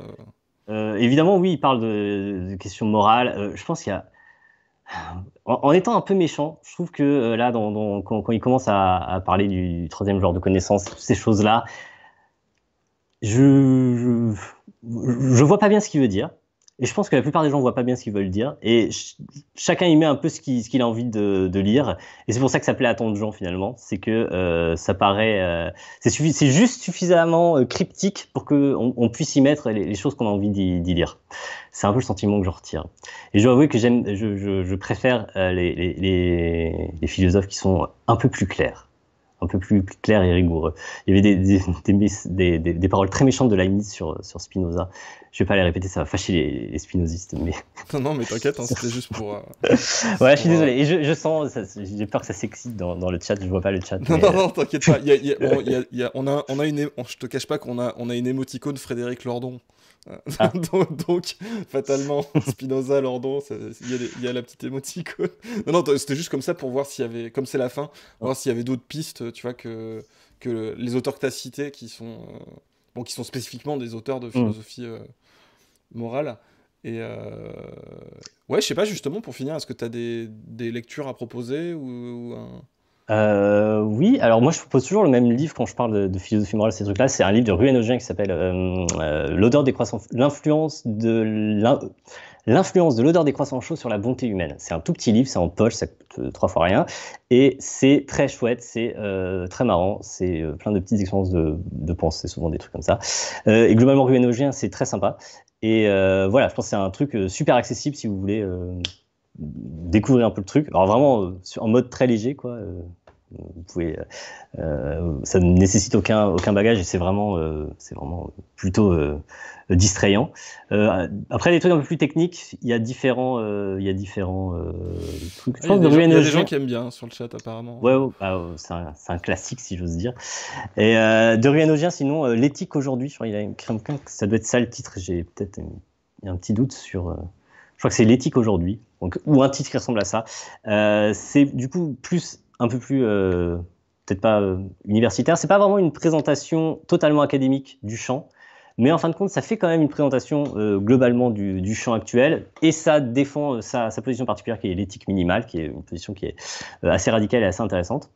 Et voilà, je pense que c'est un truc chouette à lire. Et sinon, quoi d'autre? Sinon, globalement, alors faut maîtriser l'anglais, mais si quelqu'un cherche à connaître l'état de l'art sur une question philosophique, il y a une ressource qui est absolument géniale, qui est absolument cruciale, dont se servent, qui est vraiment de niveau académique, mais ça reste relativement accessible si on est prêt à se retrousser les manches. Ça s'appelle la Stanford Encyclopedia of Philosophy. Et voilà, il y a des articles sur tout et absolument tout. Enfin, vraiment, je pense que c'est un instantané de l'état de la philosophie aujourd'hui sur tous les sujets. Donc, si un truc vous intéresse et que vous voulez vraiment savoir ce qu'en pensent les philosophes, et si vous avez les bons mots-clés aussi pour ça, c'est-à-dire qu'il faut connaître un peu le vocabulaire du coup parfois pour s'y retrouver. Mais voilà, c'est la source principale. Je m'en sers énormément quand je dois travailler un sujet bon, typiquement si je dois partir de rien, c'est là que je commencerai, quoi. Donc voilà. Mais c'est le niveau académique. Ok, on demande le titre. Le titre du bouquin, c'était Des croissants. Il y a des gens qui m'ont mis sur le chat de l'influence de l'odeur des croissants sur la bonté, Bonté humaine. sur la bonté Sur la humaine. bonté humaine. Voilà, Si vous c'est ça. tapez Ruyen Augien, Augien c'est Ogien, et vous tapez croissant et ça sort tout de suite. Ok. Bah écoute, il est pile 22h. Est-ce que tu as quelque chose à rajouter? Non, ben merci beaucoup, ça m'a fait super plaisir. Bah Et, moi aussi, voilà. écoute, c'est très gentil de ta part de nous avoir accordé du temps. Donc bah écoute, je renvoie vers voilà, en plus il y a des gens qui voilà, les gens postent les liens, voilà, vous êtes un chat autogéré, c'est Super. magnifique. Vous êtes C'est formidable magnifique. et je te dis bah à l'occasion, à la prochaine. Voilà, Bah, avec peut-être sur plaisir, un j'espère autre qu'on aura sujet. l'occasion de se croiser un jour. Oui, et On puis n'a pas toi eu aussi, l'occasion avant ça. pas forcément en live effectivement. Voilà. Merci beaucoup à toi et Salut. moi j'ai Ouais, balancé ma petite musique de fin et, ok. très bonne soirée à toi.